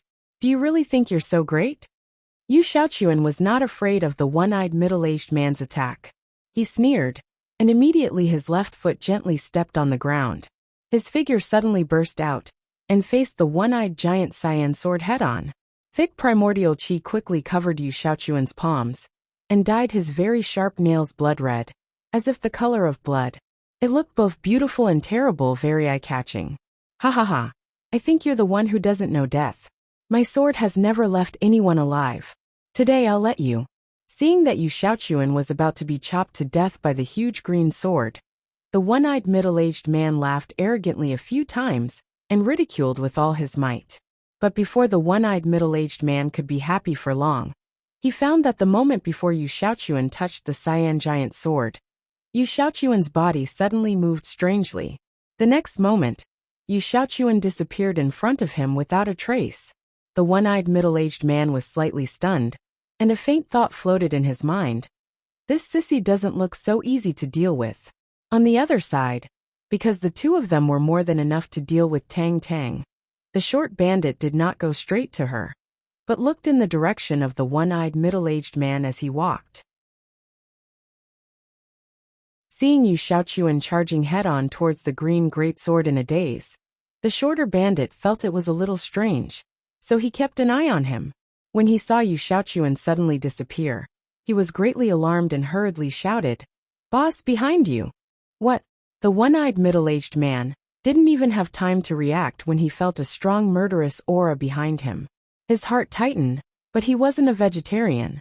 He turned his wrist and brandished his cyan greatsword. Then he turned around and fiercely slashed behind him. "Humph, you're too slow," Yu Xiaochuan's indifferent voice sounded, only to see him lean down lightly, dodging the sweeping of the giant sword, then straightened up, with a charming orchid-shaped finger, casually brushed the cheek of the one-eyed middle-aged man, and then slowly landed on the ground from the air. The short bandit saw that Yu Xiaochuan didn't seem to pose any threat to his boss, and just when he was relieved, something strange happened. "You're not a nascent soul." The one-eyed middle-aged man spat out the last few words with a twisted face. His mouth and nose suddenly dislocated, and his whole head seemed to be cut by a lancet, broken into several pieces of bone and flesh as thin as cicada wings.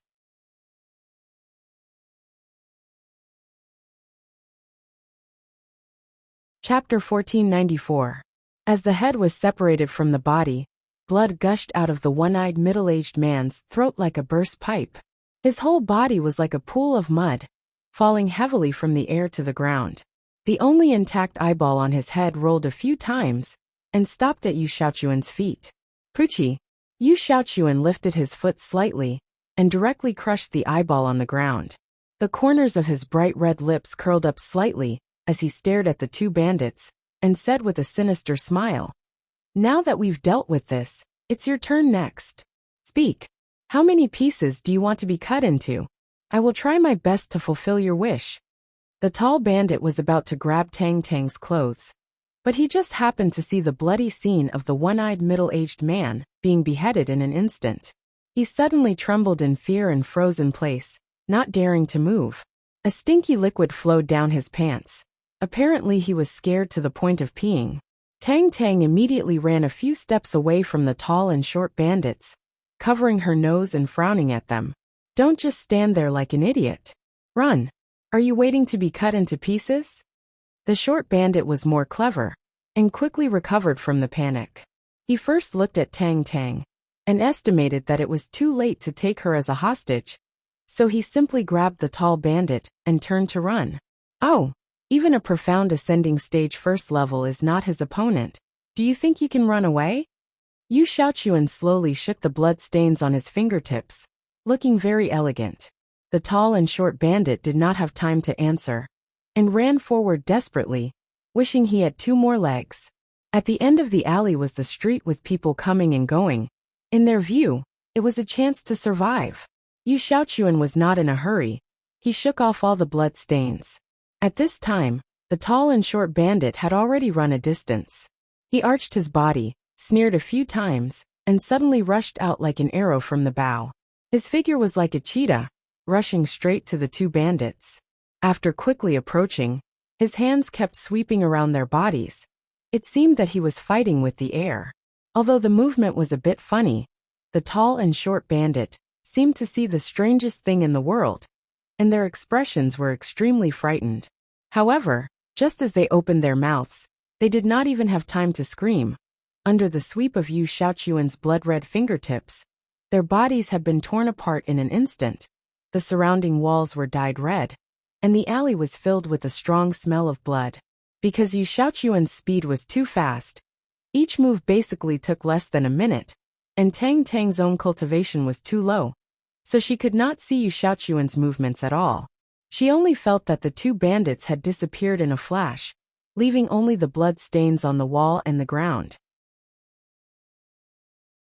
Tang Tang was a bit disgusted by the smell of blood, and the ground full of minced meat and bones was also quite disgusting. She suppressed the nausea and complained with a frown. "Yu Xiaochuan, can you not make such a bloody mess every time? It's disgusting, isn't it? Fortunately, I haven't had dinner yet, or I will definitely vomit it all out." "I'm sorry, Sister Tang Tang." Yu Xiaochuan finished dealing with the two bandits, took out a silk handkerchief from his arms, wiped the blood on his fingers, and said with a helpless face, "This is the mental cultivation method they practice. I can't do anything about it. How about next time I'm going to kill someone, can you hide a little? Or I'll take them to another place and kill them again, so you won't see them." Forget it. You didn't do it on purpose anyway." Tang Tang sighed and waved her hand casually. Apparently, she had long been used to it. Looking at the headless corpse lying not far away, she muttered with some depression, "I just find it strange. How can there be bandits in this place? The public security in Yaoxian Prefecture is too bad. It's not even as good as those small towns we stayed in before." "That's right, it's too unsafe." Yu Xiaochuan also pouted and snorted. While wiping his hands, he said, "Besides, the strength of these bandits is really high. It seems that we have to be more careful during this time. Don't run around when it's dark. It's safer to stay in the inn and wait for the news." Feeling that he had almost wiped his hands, Yu Xiaochuan threw away the silk handkerchief stained with blood and looked down to check his clothes. After confirming that there were no bloodstains, he was relieved. The two walked out of the alley and returned to the inn. Tang Tang's mind was still lingering with the bloody scene just now. She had no appetite at all, so she went straight back to her room. Yu Xiaochuan did not have much need for food, so he just ate something and went back to his room to cultivate. The next day the two had a discussion. Yu Xiaochuan wanted to change to a safer place to live, but Tang Tang considered that they had registered the inn address at the Dada Immortal Cultivators Chamber of Commerce the day before. It seemed inappropriate to change immediately, so she thought to wait for another day. If no one came to find them, they would change to another place and then report it. Yu Xiaochuan felt that Tang Tang's words were somewhat reasonable, so he agreed and told Tang Tang not to go anywhere today. It was better not to even go out of the room, so that there should be no danger. The day passed peacefully. When night fell, Yu Xiaochuan woke up from his cultivation. He sat in his room and pondered silently. Through what happened yesterday, Yu Xiaochuan faintly felt that he had to improve his strength as soon as possible. In the world of cultivators, ordinary bandits who robbed people were already so powerful. If he encountered enemies from big sects like the inner martial arts world, it would be a small matter for him to suffer a little loss. If something happened to Tang Tang, he would really be too ashamed to face Xiaochen. But then again, during this time, Yu Xiaochuan had deeply realized that without the help of natural treasures, it was simply as difficult as climbing up to the sky if he wanted to improve his level. However, with the current spirit crystals in their hands, they were already short of food, clothing, housing, and transportation. There was no need to think about buying medicinal materials at all. After thinking about it, Yu Xiaochuan felt that he still had to find a way to steal some from the sect or family. The most important thing was that he couldn't let Tang Tang find out. Otherwise, she would definitely scold him again since she didn't agree with it. After making up his mind, Yu Xiaochuan simply did what he said. He planned to directly search in Yaoxian County at night. Whether there was any harvest or not, he would come back before dawn, so that he wouldn't disturb Tang Tang. After changing into night clothes, Yu Xiaochuan quietly climbed out of the window.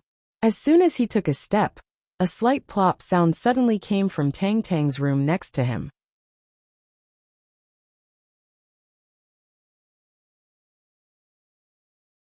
Chapter 1495. Although the movement was subtle, Yu Xiaochuan still stopped vigilantly. He stepped to the window of Tang Tang's room and whispered, "Tang Tang?" Yu Xiaochuan's call didn't get an immediate response from Tang Tang. He keenly felt that something was wrong, so he immediately opened her window and jumped in. With the faint moonlight coming in from the window, Yu Xiaochuan suddenly saw that the bed was empty, and two black shadows were about to leave from the door of the room. One of them was carrying the unconscious Tang Tang on his shoulder. "Who are you? Put her down." Yu Xiaochuan couldn't help but be shocked and angry. He wanted to rush to save her, but he was stopped by another black shadow who didn't carry anyone. "You were the one who killed my men, right?" The black shadow's voice was a little old, and his eyes looking at Yu Xiaochuan were full of fierceness. "You even tore their bodies into pieces. I really didn't know that a guy who is neither a man nor a woman could be so ruthless. I don't care who you are, if you know what's good for you. Quickly let go of Sister Tang Tang. Otherwise, I will let you die more ugly than those bastards." Yu Xiaochuan stared coldly at the two black shadows and said. The yuan qi in his body quickly surged and gradually gathered on his fingertips. The cultivation of the second level of the profound ascension stage was revealed. "It seems that I guessed right. You are really a master of the profound ascension stage."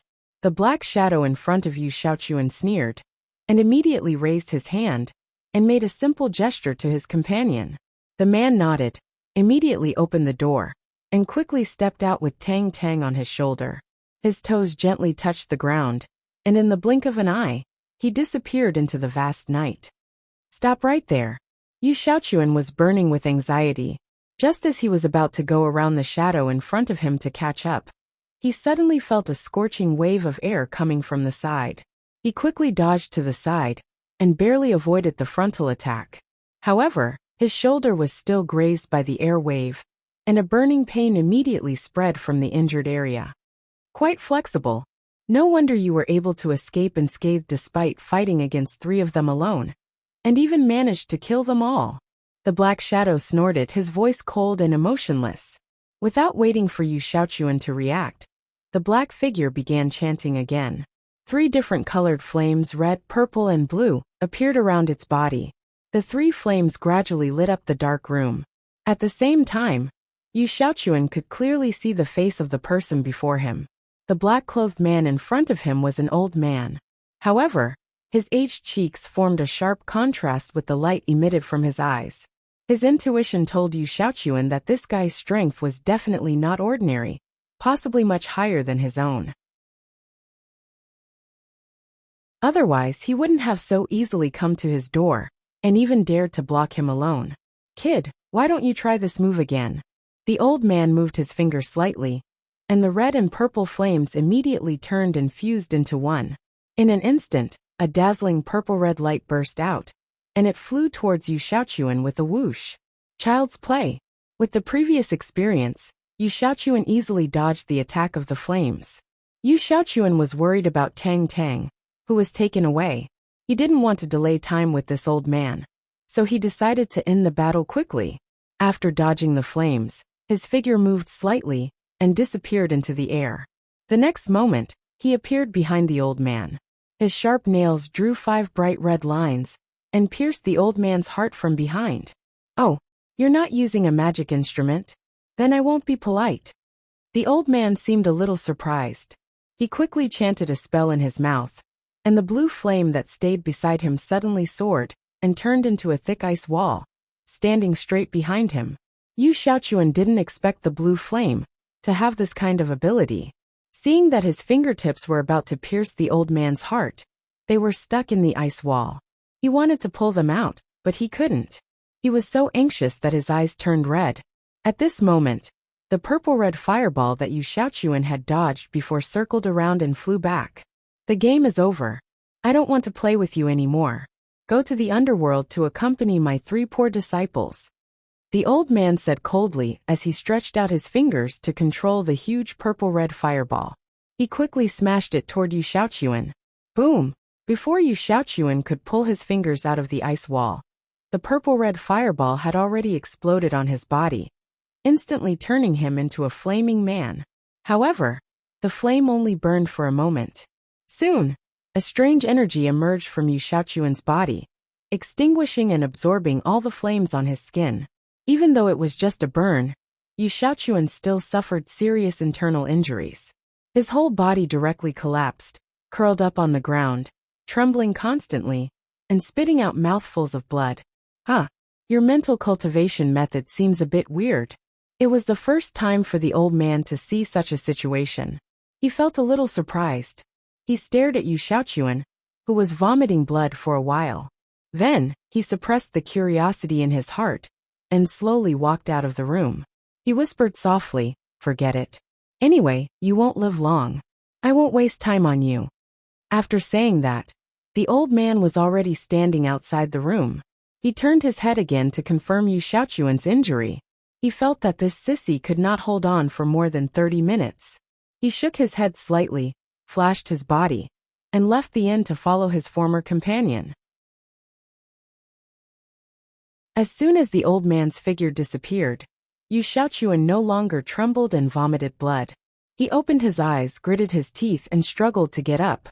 Yu Shaochuan wanted to rush out of the door directly, but when he looked down, he found that his clothes had been burned by the flame.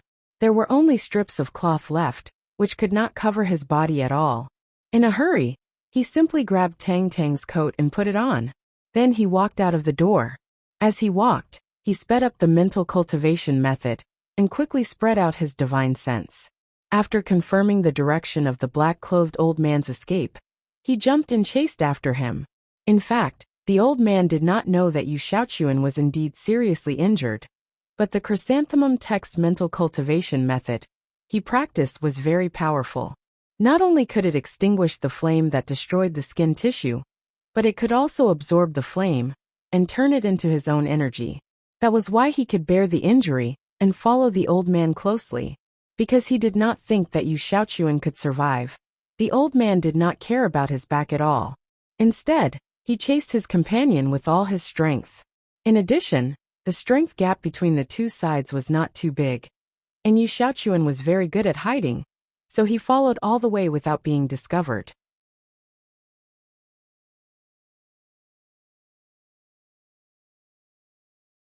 Chapter 1496. After running out of Yaoxian County, Yu Shaochuan suddenly felt that he was shrouded by a strange aura. Although the aura only flashed by and then disappeared, he could feel that this aura was very strange. It wasn't emitted by the black-clothed old man in front of him.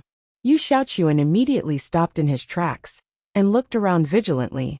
However, he did not find any traces of strangers at all. In the time it took for him to stop, the old man in front of him had almost disappeared. Yu Shaochuan had no choice but to stop searching and continue to chase after the old man. "Senior brother, did that guy in women's clothing notice us?" Not far behind Yu Shaochuan, two blue-robed men were shuttling through the woods at an extremely fast speed. One of the men who looked younger asked in a low voice, "Yes, maybe I was anxious just now and released too much aura.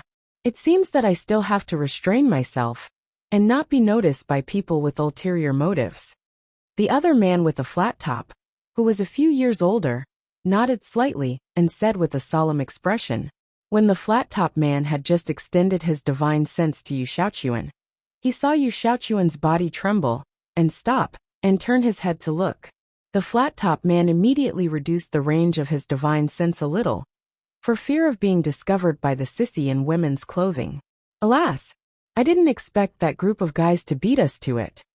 The young man sighed heavily and said with a depressed expression, "If we had known this, we wouldn't have waited for the sky to turn dark. We could have directly explained the reason to that girl surnamed Tang during the day. Maybe she would have taken the initiative to agree after we offered enough compensation. Forget it." Although our Huanshan pavilion is still considered prominent in the cultivation world and occupies a top position, the old guys in front of us also have a very strong background. We don't need to become enemies with them for the time being. Although the flat-top man was also very aggrieved, he was relatively rational. "What should we do now? Are we just going to follow them like this? Our strength is not that high. We can't snatch them back even if we follow them," the young man asked. The crew-cut man strode forward and said, "Let's follow them and see where their nest is. Then, we'll report the situation to the sect leader and wait for further instructions." After chasing for a day and a night, The two of them finally followed Yu Xiaochuan to an unknown, desolate suburb. There was a towering black building erected here, which looked very out of place in the desolate suburb. The two brothers watched Tang Tang being taken in by the black-robed man, but they felt completely helpless. After a discussion, they simply let the flat-top man stay and continued to monitor, while the young man took the voice-transmitting charm and looked for water, ready to contact the head of his sect. Yu Xiaochuan also followed the man in black. He watched Tang Tang being taken in, but he did not dare to act rashly to save her. On the one hand, Yu Xiaochuan's injury had not fully healed. On the other hand, he had circled around the black building, only to find that the defense of this place was very tight. There was only one gate in front, and the other places were very tightly guarded. He studied it for a long time, but he did not know how to sneak in without being discovered. In desperation, Yu Xiaochuan could only lie in ambush behind a big tree, staring at the gate of the building, waiting for the people inside to come out. Yu Xiaochuan planned to wait for someone to come out, first catch a small fry to ask about the situation, and then make the next rescue plan. In one of the dark rooms in the black building, Cheng Minjing was sitting on the bed, cultivating with her eyes closed. Although her hands and feet were bound by the rope magic artifact, causing her strength to be suppressed, it was not a problem for her to cultivate normally. It was just that without Xiao Chun by her side to assist her in dual cultivation, her progress was much slower than before. It was better than nothing. Creak. Just as Cheng Minjing was immersed in her cultivation, the door was suddenly opened. Cheng Minjing jumped in fright and quickly withdrew her yuan qi. She suddenly opened her eyes and saw a black-clothed man carrying a woman with disheveled hair walking in. Then he casually threw the woman on the ground. He didn't even look at Cheng Minjing. Without saying anything, he turned around and left, closing the door with a pung sound. Hey, what did you do to Nie Xiaoyu? Why isn't she moving? Cheng Minjing thought that Nie Xiaoyu had been sent back. Seeing her like this, she immediately shouted, but the door was still closed, and no one paid attention to her at all. Cheng Minjing was a little helpless. She was tied up by the instrument and couldn't move, but she still jumped out of the bed with difficulty. She moved to the woman lying on the ground, gently touched her with her feet, and shouted, Xiuyu, are you okay? Are you okay? Hurry up and say something. Don't scare me, okay? She finally woke up and rubbed her head with difficulty, feeling that her head was about to split open. Just as she was wondering why she had suddenly fallen off the bed, a familiar female voice suddenly rang in her ears. She looked up with a little confusion and saw Cheng Minjing standing in front of her in a daze. She couldn't help but blink and whisper, Cheng Minjing? Am I dreaming? Where am I? Tang Tang? Is it really you? How did you get caught by them? Cheng Minjing couldn't help but be shocked when she saw the girl's raised face. She blurted out in surprise. At this moment, Cheng Minjing's imagination had already begun to run wild. Could it be that the young master had captured all of Xiao Chen's companions to force him to do something? Or was there some other conspiracy to make him submit? What the hell was going on? Are you real? I'm not dreaming, right? The more Tang Tang listened, the more she felt something was wrong.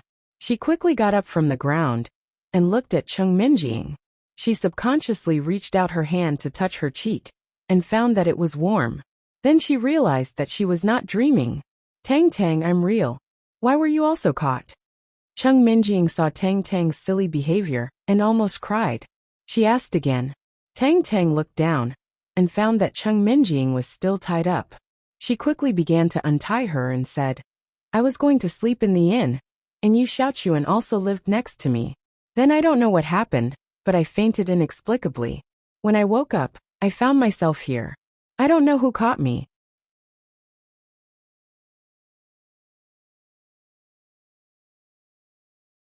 Chapter 1497. Tang Tang struggled for a long time, but she still couldn't untie the rope.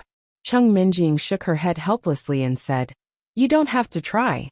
This is a magic instrument in the cultivation world. It can suppress the strength of cultivators, and only the caster can untie it. You'd better.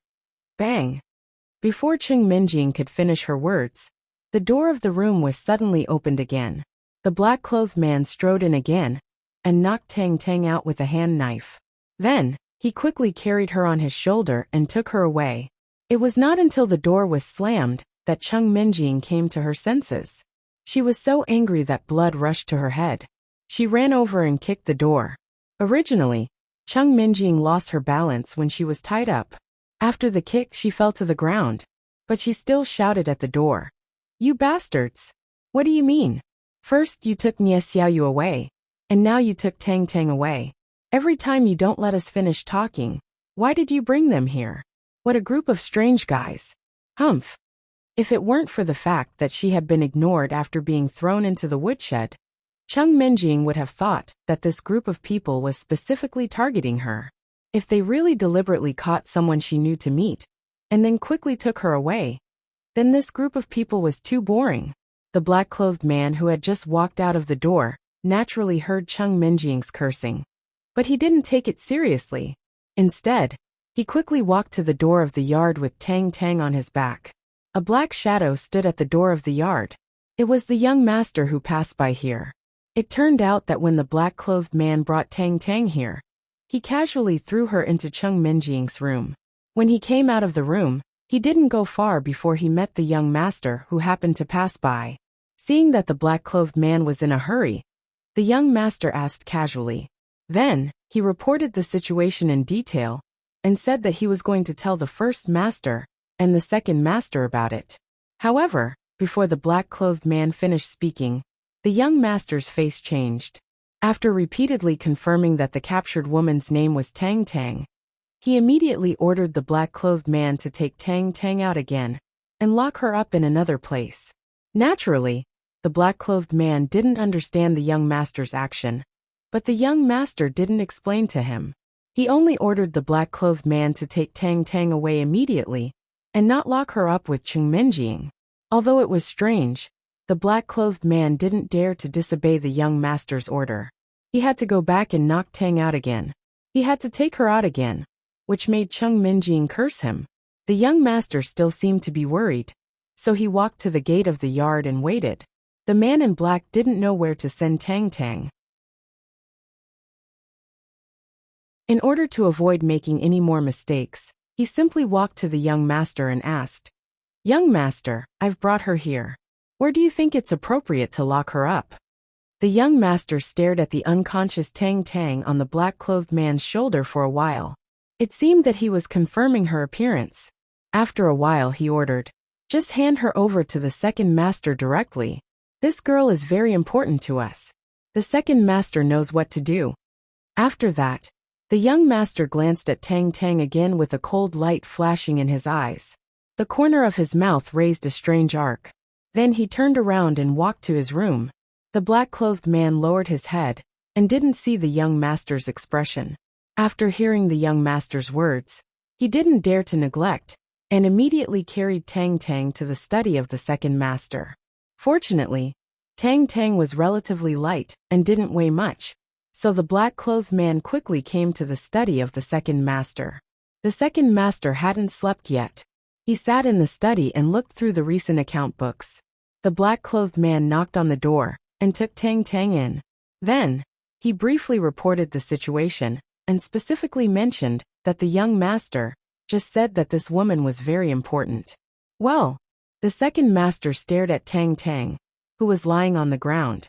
After pondering for a while, he nodded and said, "I see. You can leave after waking her up. I will interrogate her." "Yes, I will." The black-clothed man immediately bent down and pressed on the back of Tang Tang's neck. After she woke up, he saluted and left. The second master leaned on the back of the chair and watched Tang Tang, who was recovering. He could vaguely guess that this little girl was probably the person targeted by Huan Chenxian.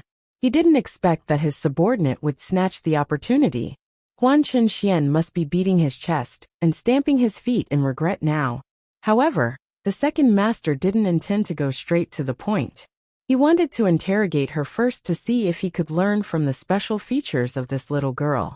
After all, there was only one living dead, Nie Xiaoyu.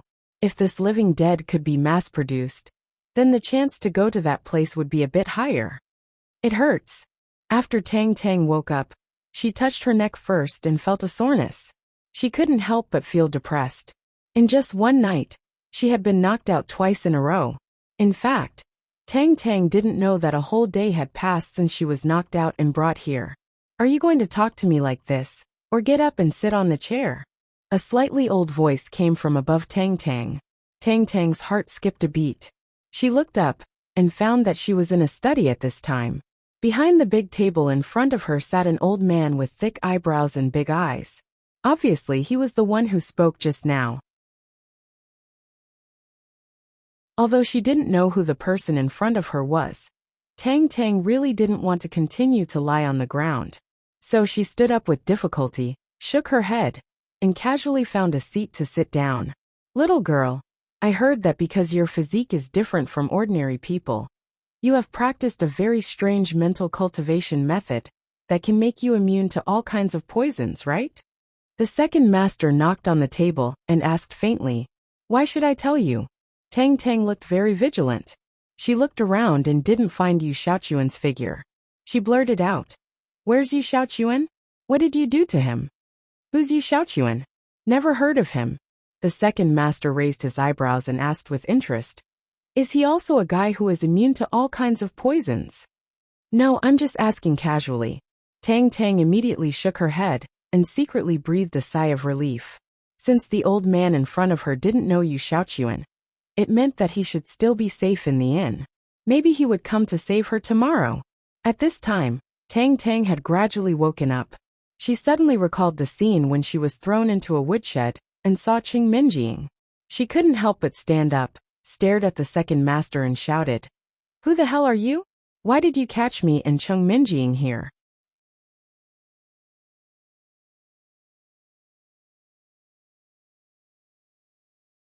Chapter 1498. Don't be impatient. Don't be impatient.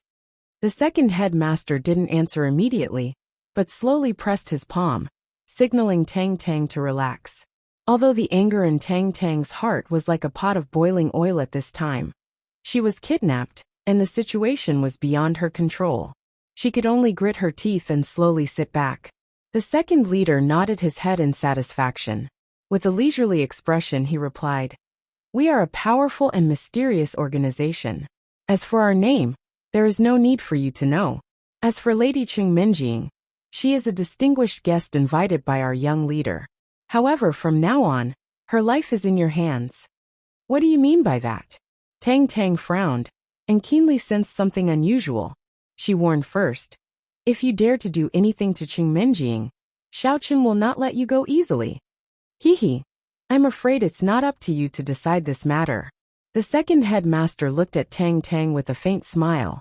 He crossed his legs and said, "I'm not interested in whether Xiaoqun will let us go or not. The only thing I'm interested in now is the mental cultivation method you're practicing. You haven't answered the question I asked you just now, have you?" My mental cultivation method is useless to you. It's meaningless even if you know it." Tang Tang's expression changed for a while, and then she tried to defend herself. "You don't need to worry about it. As long as you tell me honestly what mental cultivation method you're practicing, I promise I won't let you suffer losses. How about it?" Seeing that Tang Tang still refused to tell him, the second headmaster was a little impatient. He coldly snorted and said, "Let's solve this first before we can talk about Qing Minjing. Don't you want to know what will happen to her next?" Tang Tang gnashed her teeth when she heard the second headmaster's implied threat, but she couldn't do anything to this old man. In desperation, she had to take out the 5 Poisons secret book from her arms and threw it on the table. She said angrily, "I usually practice this 5 Poisons secret book. Take it if you like it. But don't blame me for reminding you that unless you have a physique like mine, you will die after practicing it." Tang Tang had already memorized the 5 Poisons secret book, so it didn't matter even if it was confiscated by the second headmaster. She just wanted to save Qing Minjing, so it was not a big deal to take out a secret book. "That's right." The second headmaster laughed and picked up the 5 Poisons secret book on the table to read it carefully. Second master read very fast, but he still turned over every page. When he finished, he threw it back to Tang Tang and said lightly, "Sure enough, only people born with a poisonous body can practice it. It seems that you have some value." At this moment, the second leader was a little upset. He thought that he could learn from Tang Tang's method this time and create a daredevil team that was also not afraid of the poisonous gas. Unexpectedly, it was another unique existence. It seemed that he could only trick Tang Tang into going to that place, as he did to Nie Xiaoyu. Tang Ti. Why did he give it back to me after reading it once? Is it because they don't have people who are born with poison, so this secret book is useless to them? But I still don't understand. Before Tang Tang could figure it out, the second headmaster pinched his chin and said, "If you practice according to this secret book, plus you are born immune to all poisons, your cultivation should be higher than this. But you are only at the venerable realm. What's going on? Is there anything else you haven't explained clearly? What's so hard to understand?" Tang Tang rolled her eyes and said angrily, "Didn't you read the secret book just now? The 5 Poisons secret book is divided into 2 parts. I have only practiced the first half. I need to take medicine to practice the second half. But I can't get any of those medicinal materials, so my strength is stagnant." After coming to the cultivation world, Tang Tang found that the mysterious medicinal materials mentioned in the second half of the 5 Poisons secret book could be found here. But they were all very rare or expensive. She had tried to buy them in a pharmacy, but they were too expensive for her to afford, or the stores didn't have any stock at all. "I see. Then it's easy." The second in charge looked at Tang Tang with a smile and urged her in a tempting tone. "What our organization lacks the least is the treasures of heaven and earth. I can help you gather all the medicinal materials you need in your secret manual, so that you can practice your strength to the highest level. What do you think? You must be hiding evil intentions if you are unaccountably solicitous." Tang Tang was not tempted. Instead, she looked at the second headmaster with vigilance and said, "How can you be so kind? There must be some conditions." "Oh, you are so smart. Of course, I can't hide it from you." The second headmaster did not deny it and replied slowly, "We can help you improve your strength to the peak. Then in exchange, you must help me do one thing after you successfully advance. If you can do it, you will definitely benefit from it." "What is it?" The more Tang Tang listened, the more mysterious she felt. Why is this old man so kind? Doesn't he understand the principle of nurturing a tiger only to bring calamity? Or does he have some confidence that he can control me? You will naturally know it when the time comes. The second headmaster thought for a moment and deliberately added, "But you can rest assured that it will not ask you to commit murder or arson, nor will it ask you to cheat or do anything against morality." "Really?" Tang Tang still did not believe the words of the second headmaster. She looked at him with a little suspicion and said, "The medicinal materials mentioned in my secret book are very precious natural treasures. They can't be bought in ordinary pharmacies. They are all priceless treasures. Are you sure you can find them all?" "Haha, don't look down on our organization." The second headmaster looked up to the sky and laughed. He stood up with his hands behind his back and walked to the front of Tang Tang. He pointed at the secret book in her hand and said, "But I can tell you in advance that the natural treasures listed in your 5 Poisons secret book are all top poisons that will kill you instantly upon contact. If you can't bear it and die after eating them, our organization will not be responsible for it." Just now, when the second leader was flipping through the 5 Poisons manual, he had already noticed that the medicinal herbs needed for cultivation in the latter half of the manual were not only extremely expensive, but also incomparably toxic. Not to mention eating a little bit of it, there were even some that would be poisoned to death just by smelling it.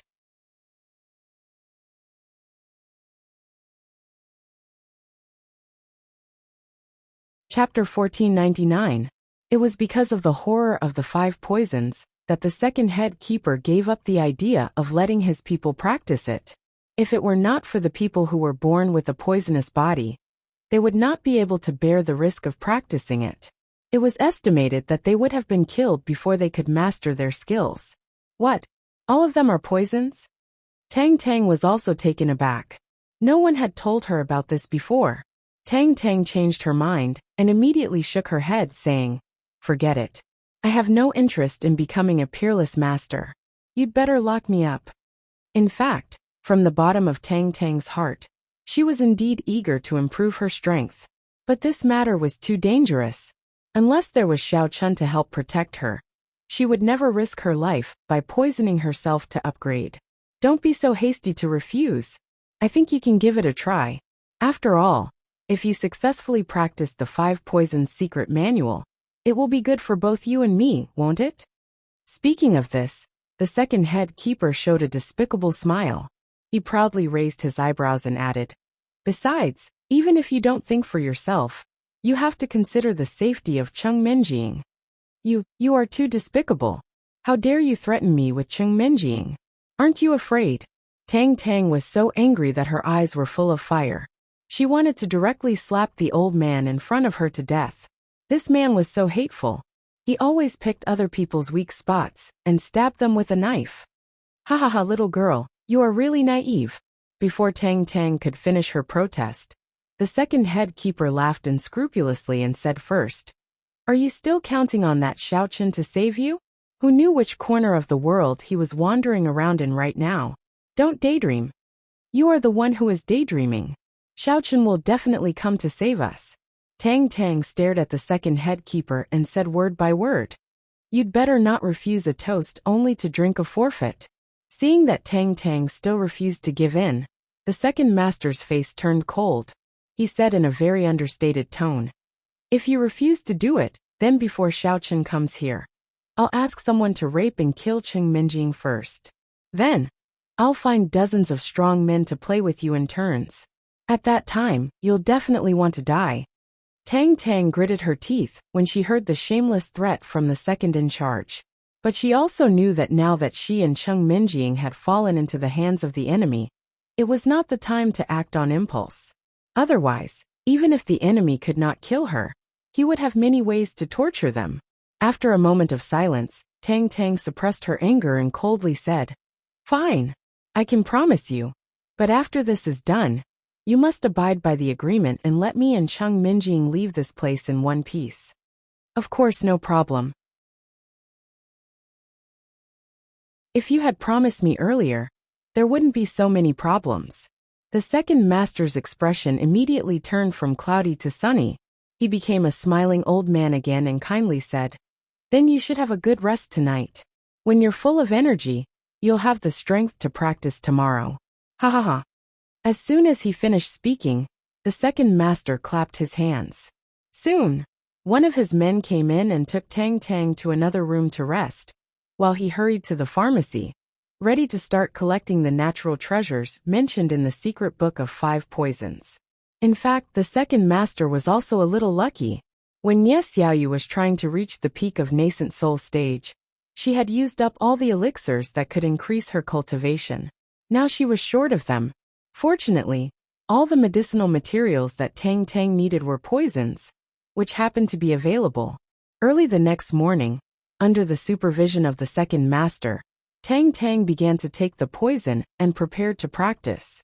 The person who boiled the medicine for Tang Tang was appointed by the second master himself, and he specially put on a poison-resistant mask. After Tang Tang drank all the poison, the remaining dregs were thrown out by the person who boiled the medicine. Anyway, they were in the wilderness, so they didn't worry that someone would pick them up.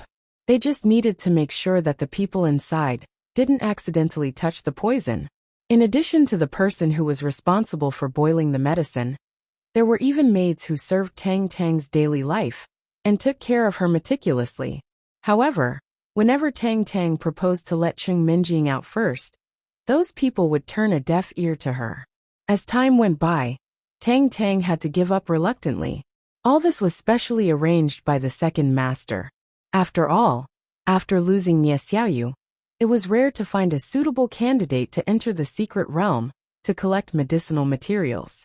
Of course, he would not let it go easily. He not only had to ensure that Tang Tang's strength improved rapidly, but also to ensure that there would be no accidents during her practice. Otherwise, if the first master and the young master blamed him, he wouldn't be able to afford it. Yu Xiaochuan stayed near the black building for a few days, healing himself while observing carefully. After watching for a while, he found that there seemed to be few people coming in and out of the place. Except for the strict guards on the wall, there were no guards patrolling around. Even if 1 or 2 people occasionally came out, they were all masters at the 5th or 6th level of the profound ascension stage. As soon as they went out of the door, they immediately used their movement skills and disappeared quickly. Yu Xiaochuan couldn't catch them even if he wanted to. At first, Yu Xiaochuan was a little anxious and kept circling around the building. But from the second day onwards, he found that a bag of things would be thrown out from the back wall of the building every day. It was just thrown on the side of the road casually, and no one cared about it. It looked very strange. At first, Yu Xiaochuan didn't dare to make a move. Later, he found that the same thing was thrown out for several days in a row. He couldn't help but be curious, so he took advantage of a moonless night to carefully sneak over and steal a few bags. Bringing the small bag back to the tree where he was hiding, Yu Xiaochuan randomly picked one and opened it. He didn't expect a stench to hit his nose. After taking a closer look, he found that the bag was filled with dregs of medicine. Opening the rest of the bags, Yu Xiaochuan found that it was full of dregs that looked exactly the same. Even the stench was similar. Although he didn't know what these dregs were, and he didn't know what they were for, Yu Xiaochuan hadn't eaten for a few days. In addition, his injury was healing slowly, so he didn't care so much at this time. He simply ate all the dregs in one breath. Anyway, the chrysanthemum treasure book could absorb anything. Even the dregs had the same effect. Ugh! The young man hiding not far behind Yu Xiaochuan saw this scene, and suddenly felt sick. He said to the man with the flat top next to him with a bitter face, "Senior brother, that person's brain is definitely not normal. He would even pick up the garbage thrown by others and eat it. It's too abnormal. Let's stay away from him. God knows what other unimaginable things he will do."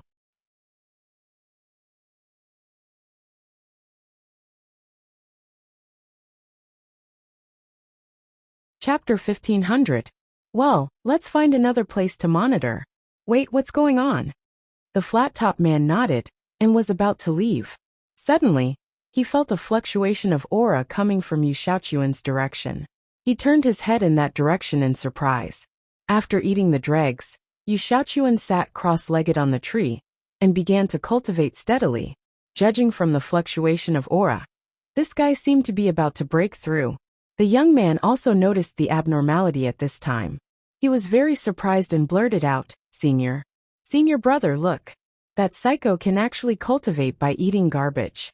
His mental cultivation method is so weird. EW. Originally, the young man wanted to say that they should stay and observe, but when he thought of the scene of Yu Xiaochuan eating garbage, his stomach kept churning. The more he thought about it, the more he couldn't hold it. Alas, the cultivation world is really full of strange things. The flat-top man sighed softly. He immediately pushed his junior brother and said calmly, "Don't look at it. If his strength continues to break through, it is very likely that he will find our hiding place. Now it's not convenient for us to expose our identity directly. Let's go." "Okay, senior brother, I'll listen to you." The young man nodded quickly, resisted the feeling of nausea, and followed the flat-top man to the distance. This time, they came out to carry out a secret task of the sect. Although they had the backing of Huan Chun Pavilion, they still had to be careful, lest they leave any gossip and make trouble for the sect. In the following days, Yu Xiaochuan seemed to have found a new way of cultivation. Every day, he picked up the dregs that were thrown out of the black building and ate all of them to assist his cultivation. In just a few days, Yu Xiaochuan's injury was completely healed, and his strength was constantly rising. There were new breakthroughs almost every day. He had been completely immersed in it and enjoyed it. Originally, Yu Xiaochuan wanted to find a place to steal medicinal materials to complement his cultivation. He didn't expect that the medicinal materials here were so easy to get. Moreover, judging from the absorption of the chrysanthemum book, the effect of these dregs was extremely powerful. which meant that the original medicinal materials were extremely precious. If it weren't for Tang Tang's safety, Yu Xiaochuan would like to live here and guard the back wall of the black building every day, waiting for people to feed him the dregs. Senior brother Wu Gang, why do I feel that? That fellow seems to be stronger than before. I can't even tell which stage he has broken through to. Although he was already very far away from Yu Xiaochuan, the young man could still feel the oppressive feeling coming from Yu Xiaochuan's direction. He was a little scared. You're right. Wu Gang's expression was also somewhat solemn as he stared at Yu Xiaochuan and said, "This fellow is indeed a bit strange. He can advance just by eating that trash, and he even broke through repeatedly. I've never heard of such a person in the immortal cultivation world." The young man asked in a trembling voice, "Senior Martial Brother Wu Gang, should we report this matter to the sect leader first? I feel that if we don't get rid of him soon, this sissy will become a scourge sooner or later." "Forget it, Junior Martial Brother Do Ling. With his current strength, I'm afraid it's not something we can deal with." Wu Gang shook his head and helplessly rejected Do Ling's suggestion. At first, Wu Gang looked down on Yu Xiaochuan. He felt that it was a bit vulgar for this fellow to dress up as a woman and eat trash. But now that he couldn't even tell Yu Xiaochuan's strength, there was no way he could kill him. Moreover, Yu Xiaochuan didn't offend him. He couldn't possibly let the sect send an expert to deal with him, just because his cultivation method was a bit strange, and he had a faster breakthrough, right? That would be too inappropriate. Ah, no way. Could it be that his strength is already above yours? Do Ling was so shocked that he couldn't close his mouth when he heard Wu Gang's words. But looking at Wu Gang's helpless expression, it didn't seem like he was joking. That guy who was neither a man nor a woman had obviously broken through to a higher realm. Wu Gang sighed, and was about to reply when he suddenly saw Tang Tang coming out of the black building with a group of people from the corner of his eye. He immediately lowered his body and whispered, "Let's not take the initiative to provoke that person for the time being. That Tang chick has come out. Get ready to follow her." Do Ling was young, but his ability to adapt was not bad. He immediately lowered his body and peeked through the gaps in the forest. Indeed, he saw a group of people coming out of the building and walking further and further away. Do Ling couldn't hide his curiosity and shock towards Yu Xiaochuan. But he also understood that the key to this mission was to find Tang Tang. As for the other matters, it was better to leave it to the sect. From Do Ling's point of view, as long as Yu Xiaochuan didn't have any conflict with Huanshan Pavilion, they wouldn't have a chance to meet again. So there was no need to keep an eye on Yu Xiaochuan. At this moment, Yu Xiaochuan's entire body was enveloped in a thick layer of yuan qi. Actually, he did not know which cultivation realm he had advanced to, but he could already clearly sense the movements within a few miles of him with his divine sense. Yu Xiaochuan could even hear the conversation between Wu Gang and Do Ling. Tang Tang being escorted out of the black building by a few experts and walking towards another path. He could even hear a group of ants crawling on the ground.